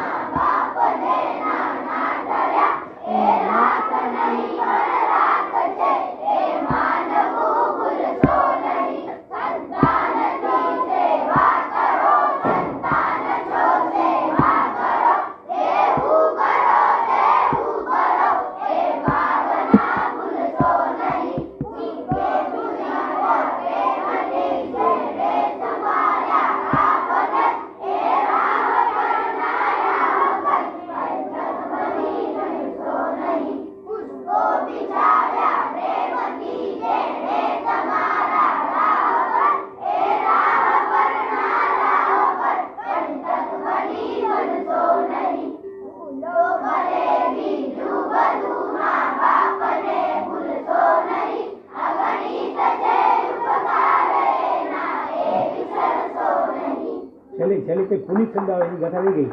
પલ પલ પુનિત એ ધન ખર્ચતા મળશે બધું, માતા પિતા મળશે નહીં. એના પુનિત ચરણો તળી જાના ભૂલશો નહીં. આ રચયિતા સંત પુનિત નામના સંત થઈ ગયા, એમની આ રચના છે. આવું એક ગીત હમણાં નવું કંઈક બન્યું છે કે ભૂલો ભલે બીજું બધું, સંતાનને ભૂલશો નહીં. વડીલો માટે પણ છે, સંતાનને ભૂલશો નહીં. ભલે અહીંયા હવે આટલું સરસ મજાનું તમે ગીત બોલ્યું, પણ એનું ફલશ્રુતિ એ હોય રોજ મમ્મી પપ્પાને કહી રાખવાનું કે તમે મને આખા દિવસમાં એક પણ કામ, એક બે કામ નહીં બતાવો તો હું બીજા દિવસે ઉપવાસ કરીશ. શું કરીશ? એટલે મને રોજ તમારે કામ કરવાનો લાભ આપવાનો, કંઈ પણ મને કામ બતાવો. અને હંમેશા આપણે સામેથી પણ કહેવાનું, અને ક્યારેક સામેથી માતા પિતા આપણને કામ બતાવે તો શું કરવાનું? આપણા બધા કામોને સાઈડ ઉપર રાખી અને પહેલા એમનું કામ બરાબર છે ને પૂરું કરીને આપવાનું. તો આપણે આ હોમ ડિસિપ્લિન બરાબર શીખવાનું છે. બીજા નંબરમાં સ્કૂલ ડિસિપ્લિન. સ્કૂલમાં કેવી રીતે ડિસિપ્લિન સાચવવાનું? પ્રિન્સિપલ, ટીચર્સ આદિનું બધાનું બહુમાન સાચવવાનું. સ્કૂલના ઉપકારોને ભૂલવાનું નહીં. ઘણા છોકરાઓ એવા હોય છે કે મસ્તી કરનારા હોય, સ્કૂલના ટીચર્સ અને પ્રિન્સિપલની મજાક ઉડાડનારા હોય, બીજા નામ પાડનારા હોય. એ લોકોને કોઈ દિવસ જ્ઞાન ચડતું નથી અને એમના એવા ભયંકર કર્મબંધ થાય છે કે એમને આ ભાવમાં તો બિચારા મૂર્ખ રહી જાય અને ભવ સુધી એમને જ્ઞાનદાતાઓ મળતા નથી. માટે અને એવા પણ છોકરાઓ જોયા છે કે પોતે 10મી પછી સ્કૂલમાંથી નીકળતા હોય ત્યારે પોતાના સ્કૂલની માટી લઈ જાય અને પોતાના મસ્તક ઉપર ધારણ કરે કે જે ધરતી ઉપર મારો અભ્યાસ થયો એવી આ ઉપકારી ધરતીને પણ મારા નમસ્કાર છે. એવા બહુમાન ભાવ સાથે અને જીવનમાં જ્યારે સ્કૂલમાં તો ભલે આપણે ટીચર્સ વગેરેનું બહુમાન સાચવીએ, પણ જીવનમાં ફરી પાછા જ્યારે શિક્ષકો મળે, એ ગુરુજનો મળે, એ પ્રિન્સિપલ વગેરે મળે તો આપણે જીવનના છેડે સુધી એમના ઉપકારોને કદી ભૂલવા નહીં. આ સ્કૂલ ડિસિપ્લિન છે. પછી અને મોટા થઈને કમાતા થાવ પૈસા ત્યારે થોડું પણ યથાશક્તિ સ્કૂલમાં દાન આપવાનું. સમય થવા આવ્યો છે. એક છેલ્લો સચિન તેંડુલકરનો એ દ્રષ્ટાંત આપી અને આપણે આપણા આજના એમને વિરામ આપીશું. સચિન તેંડુલકર નાનો હતો, આજે તો એ વિશ્વવિખ્યાત એ ક્રિકેટર બની ગયો, પણ જ્યારે એ નાનો હતો એના કોચનું નામ કોને ખબર છે?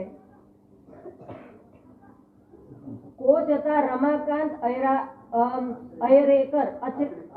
આચરેકર. રમાકાંત આચરેકર એમના કોચ હતા. અને એક દિવસ એ કોચ બહાર ગયા હતા અને બહાર જ્યારે ગયા હતા ત્યારે સચિનને એમને કીધું હતું કે તારે પ્રેક્ટિસ કરવાની. અને એ સચિન પોતે પ્રેક્ટિસ કરવાને બદલે જે મોટા છોકરાઓ ક્રિકેટ રમતા હતા ને એ ક્રિકેટ જોવા માટે બેસી ગયો. હવે એ જોવા માટે બેસી ગયો. એ કોચનું કામ પૂરું થયું એટલે પાછા આવ્યા અને એમણે જોયું કે સચિન એ તો ક્રિકેટ જોવા બેઠો છે. અને ત્યાં ગયા, એને ઊભો કર્યો અને એક જોરથી થપ્પડ મારી. એટલી જોરથી એને થપ્પડ મારી સચિનને કે એ પોતે જમીન પર પડી ગયો આખો. અને એટલી જોરથી થપ્પડ મારવા છતાં પણ પાછા ઊભા થઈને એ સચિને વાત કરી કે ભૂલ થઈ ગઈ, મને થોડુંક મન થઈ ગયું મેચ જોવાનું એટલે હું. અને ત્યારે એના કોચે એટલો જ શબ્દ કહ્યો કે મેં તને એટલા માટે હું ક્રિકેટ નથી શીખડાવતો કે તારે બીજાની મેચ જોવી પડે. હું એટલા માટે તને ક્રિકેટ શીખવાડું છું કે આખી દુનિયા તને જોનારી બને ને એટલા માટે તને ક્રિકેટ શીખડાવું છું. અને આજ પછી તારે હંમેશા એ પ્રેક્ટિસ કરવાની. જો તું પ્રેક્ટિસ કરીશ તો તું મહાન ખેલાડી બનીશ. અને ત્યારે પણ એ કોચ ઉપરના એના અંદરના સદભાવે એને ત્યાં માફી માંગી અને એ પછી એના કોચ જે રીતે એને ટ્રીટ કરતા હતા એ રીતે એ શીખતો ગયો તો વિશ્વમાં વિક્રમ સર્જ્યો. કેટલી સેન્ચુરી લગાડી? 100 થી પણ વધુ સેન્ચુરી લગાડનાર એક જ જો કોઈ બેટ્સમેન હોય તો ભારતના એ સચિન તેંડુલકરે એ નામ કાઢ્યું. એના મૂળમાં જો કોઈ હોય તો શું હતો? એ કોચ પ્રત્યે, એ જે એમને શિક્ષક હતા, એમના ટીચર હતા, એમના પ્રત્યેનો જે વિનય, બહુમાન. અને પહેલાના કાળમાં છે ને એક બહુ સરસ મજાની આખ્યા હતી, સોટી વાગે ચમચમ અને વિદ્યા આવે. હવે તો સોટીઓ વાગતી નથી ને તમને કે વાગે છે? થોડી થોડી સોટીઓ ચખાવજો, મજા આવે સોટી. એક વખત હું સ્કૂલમાં ભણતો હતો ને, ખબર નહીં મારા ટીચરને મારા ઉપર એવો ગુસ્સો આવી ગયો, જોરથી સ્કેલ મારી હાથ ઉપર, એટલી જોરથી મારી કે સ્કેલ ફૂટપટ્ટી આથી સ્કેલ આવે છે. સ્કેલ સમજે કે નથી સમજતા? ફૂટપટ્ટી. તો એ ફૂટપટ્ટી તૂટી ગઈ લાકડાની ફૂટપટ્ટી એટલી જોરથી એમને ફૂટશે. ત્યારે એ ટીચરો પણ એ સરસ રીતે એ વિદ્યાર્થીઓને ભણતા ન હોય ને તો થોડીક આમ સોટી બી બતાવે ને મારે ને તો ફરી પાછી એ ચેતના આપણી ભણવામાં લાગી જાય. અને માટે જેમ એક શીલા હોય ને પથ્થર જો ટાંકણા સહન કરે તો શું બની જાય? મૂર્તિ બની જાય અને આખો જગત એને પૂજનારું બની જાય. પણ જો એક મૂર્તિ એ પથ્થર એ આમ ટાંકણું ખાતાની સાથે આખું મૂર્તિ પથ્થર તૂટી જાય તો એને પગથિયું બનવું પડે, બીજું કંઈ બની ન શકે. એના ઉપર લોકો પગ મૂકી અને પોતે આગળ વધતા જાય. અને કાં તો પછી પથ્થર એ ઠૂંકવામાં કામ આવે, બીજું તો શું કામ આવે? એટલે તમારે શું બનવું છે બોલો? પગથિયું બનવું છે કે પ્રતિમા બનવું છે? જો જગત પૂજ્ય પ્રતિમા બનવું હોય તો આવા ગુરુઓની, આવા વડીલોની થોડી મીઠી એવી પણ ટકોરોને સહન કરતા શીખવું જોઈએ. એ બધું આપણે શીખી અને જીવનમાં ખૂબ આગળ વધીએ. A for B for C for અને D for બસ આપણે ABCD નવી શીખીને આપણા જીવનમાં આગળ વધીએ. એ જ મંગલ ભાવના સાથે જીનાર્દન કુલાની ઈચ્છા.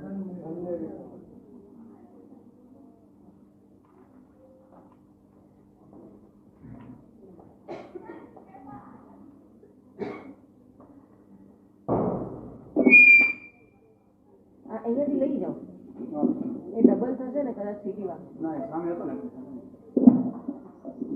પૂજ્ય સંતોના ચરણોમાં વંદન.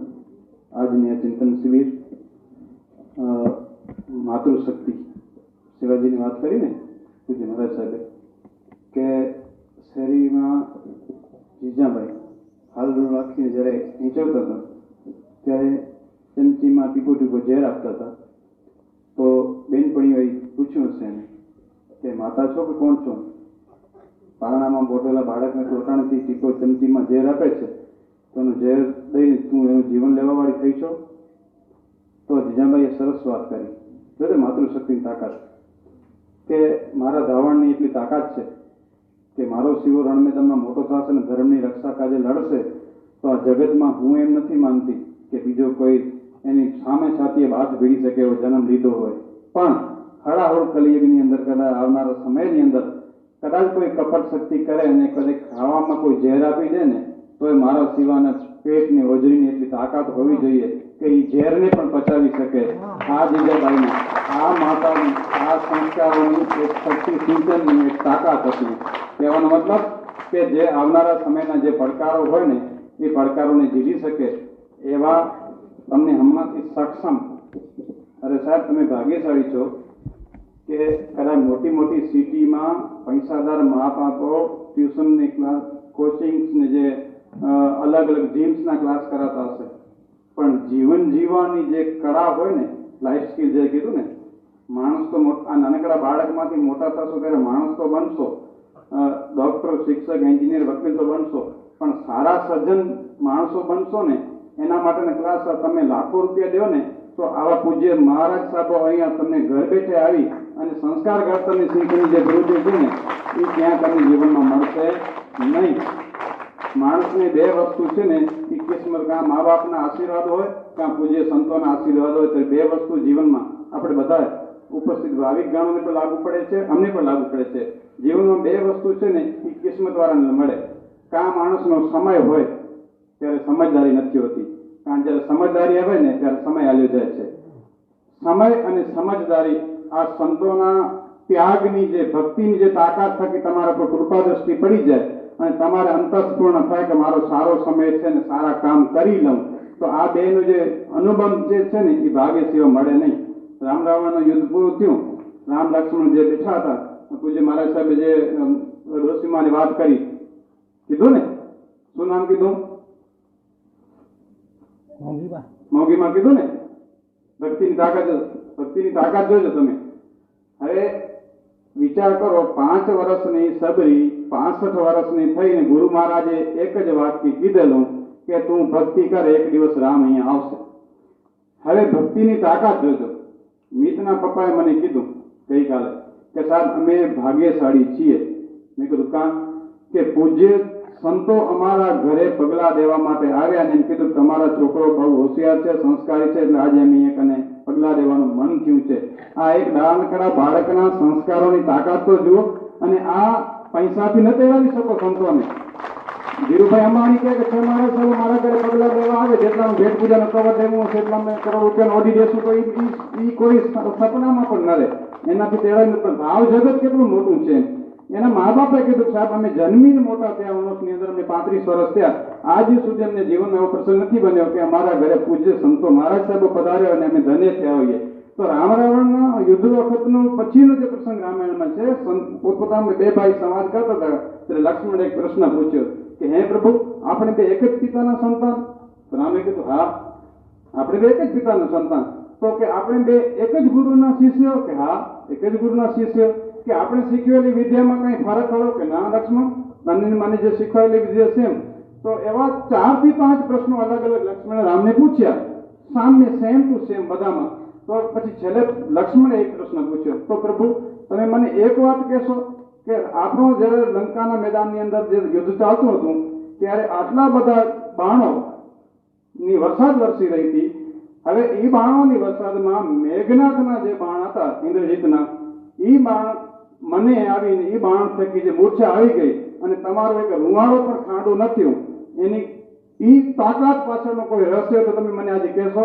ત્યારે ભગવાન રામે સરસ મજાનો જવાબ આપ્યો કે હે લખન, તો સાંભળ, એક જ ગુરુના શિષ્ય, એક જ માતા પિતાના સંતાન, એક જ સરખી વિદ્યા, બધું સામે હોવા છતાં તને ખબર છે આપણે સીતા હરણ વખતની શોધમાં નીકળ્યા, વનમાં એક આશ્રમ આવ્યો હતો, એક બુઢી ડોશીમાં બેઠા હતા અને એને ચાખી ચાખીને બોર આપ્યા હતા. મેં તારા સામે જોયું, મેં તમામ બોર હું ખાઈ ગયો હતો અને તને એમ થયું કે મોઢામાંથી લાળા પડે છે ને આ બુઢી ડોશીમાંના એઠા બોર કોણ ખાય? તે એ બોર ભગાવી નાખ્યા હતા અને એ બોરનો તને જે બોર ભૂલ કરી હતી ને એ બદલાને તને ભૂલની સજા તને યુદ્ધના મેદાનમાં જડી ને મેં એ બોર બધા ખાધા હતા ને એ 5 વર્ષની દીકરી જે ગુરુના શબ્દો પ્રતિ કે તું ક્યાં જાજે નહીં, એક દિવસ ખુદ રામ અહીંયા આવશે અને રામ આવ્યા જ હતા પગલા દેવા માટે. એ બોર મેં ખાધા ને તો સબરીના જે ભક્તિની તાકાત હતી ને તો મેઘનાથના બાપની રાવણની તાકાત નથી કે મારો કોઈ રૂવાડો ખાંડો કરી શકે. આ ભક્તિ રસની તાકાત છે. વધુ સમય ન લેતા હું મારી કોઈ યુદ્ધ બતાવવા માટે ઉભો નથી થયો, હું તો મારી વાણી પવિત્ર કરવા માટે ઉભો થયો છું. અને આ સંતોના જે આશીર્વાદ છે સાહેબ તમારા માથે પડી ગયા ને તો તમારો બેડો ભવપાર થઈ જશે. હું એટલું કહું છું જેમ બને જે ગ્રામવાસીઓ છે, ભાવિક ગણ છે, વધુમાં વધુ આપણે લાભ લઈએ અને આજના જે આ પ્રસંગ છે એવા ને એવા રૂડા પ્રસંગો જીવનમાં આવતા રહે. 2 મિનિટ હું સુરેશભાઈને વિનંતી કરીશ કે સુરેશભાઈ વિસરિયા અચો 250 આજે પ્રસંગ છે. ધન્યવાદ, આભાર. પૂજ્ય સંતોના ચરણોમાં વંદન સર.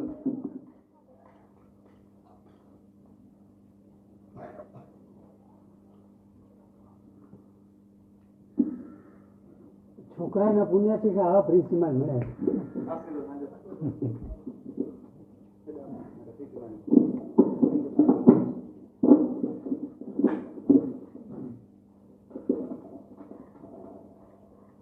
સર્વે ગુરુ ભગવંતોના ચરણોમાં કોટી કોટી વંદન. શિક્ષક ગણને નતમસ્તક પ્રણામ. બેઠેલા સર્વે ભાઈ બહેનોને જય જિનેન્દ્ર અને સર્વે બાળકોને જય માતાજી. જય માતાજી. માં પાછું ને જય માતાજી. માં ઉલપાની સરસ્વતી માં, બરાબર?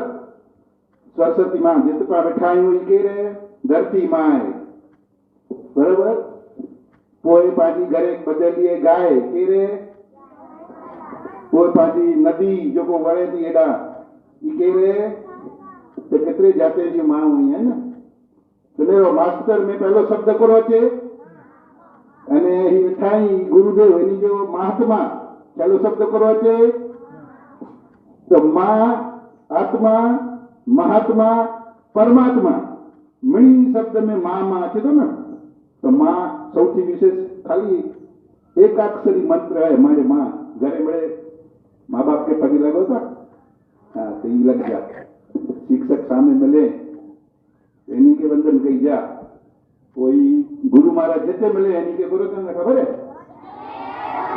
अरे वाह वाह वाह गुरु जी अमारो अंतरनाथ अमने आप जिते पण सामने मिले पाके एकड़ी चीज जे जी एनी के असा के आशीर्वाद दो असी वडा वडा सारा મળે ગયા પછી ભવિષ્ય અસાંજો સારો ઉજ્જવળ થઈએ અને ही માસ્ટર સાહેબ મળે પ્રયત્ન કરીએ જ આજ બી એટલો સરસ આયોજન એ જો હા હું આજ પહેલી વાર આવ્યો અહીંયા પણ એ ચાલુ છે સતત એની જો તો ખરેખર જોરદાર તાળીઓ એ માણેક સાહેબ અને સર્વ શિક્ષક ગણના કહીને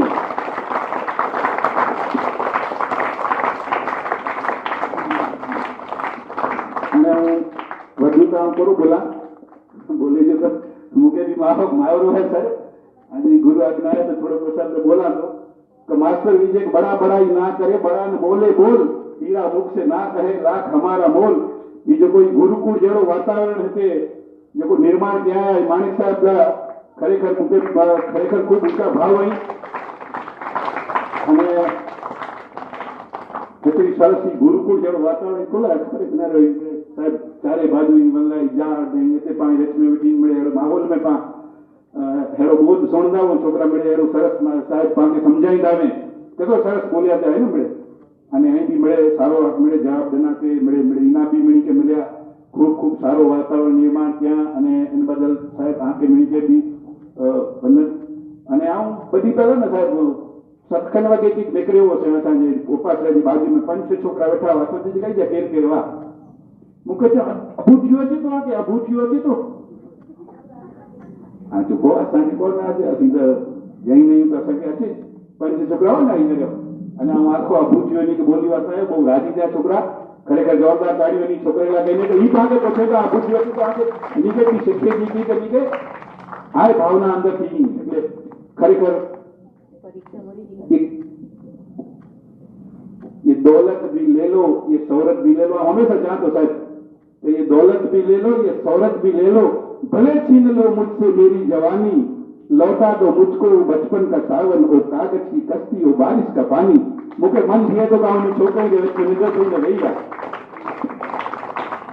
કારણ કે ઈ ગણપતિ ભાષા ઈ जो कोई की काली गेली भाषा एनी में आऊं सब छोकरा हमारी जी जे स्कूल में भण्यो है भला खाता कपड़ा दी कोई ना आखा आने मुंबई में पोते रे आ जो तेने ते पासा या कपड़ा केड़ावा खाकी जटी ने फाटेला बुस्कोट ने असा चप्पल पग में असा साहब ई नो पग में चप्पल नहीं ई रंदावाती पगे हो गया स्कूल में चलो खरेखर हूं जरा વધુ ટાઈમ નહીં ગણો એક વિરોધ બોલાવી હોય કે કસે તો મીઠામી વિક્રમ સાથે મળી કે જય માતાજી ચલો સારુભાઈ ગુરુવંદન આજે એવો આજની પ્રભાવના લે પ્રવીણભાઈ હેમલતાબેન પ્રવીણભાઈ આજનું મિષ્ટાન ભોજન કચ્છ દેવલાલી મુંબઈ હાલનો કચ્છમાં ડુમરા રહે છે પણ રહે છે દેવલાલી ત્યાં મારા 2 ચોમાસા થઈ ગયા અને ત્યાંના હેમલતાબેન પ્રવીણભાઈ અટક કરવાજી અટક કારાણી હા ડુમરી ને કારાણી બોરા એમના તરફથી બાળકોને આજે મિષ્ટ ભોજન છે અનુમોદના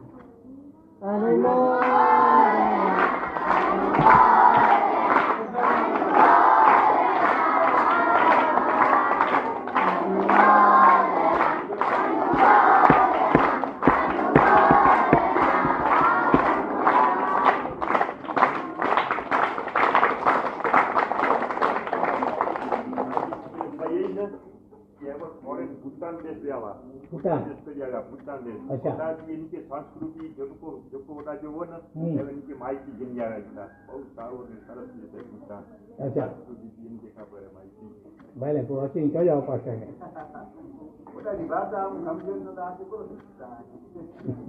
ये साजी छोकरा जो को अचे था आजी आज आकर दोस्त हमने आज चेरी जमड़ी के साजी अकेला कर हां वी जो को नेता चे बाकी जमड़े अचेला ગુરુવંદન થઈ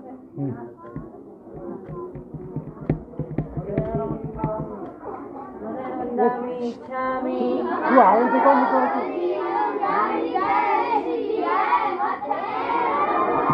જય ધર્મલાભ શાંતિ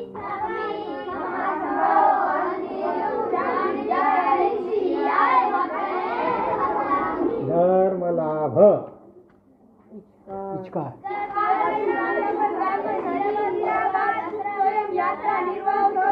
સ્વામી સાતા છેજી દેવ ગુરુ પસાય નથેણ વંદામી સ્વામી ખમાસનો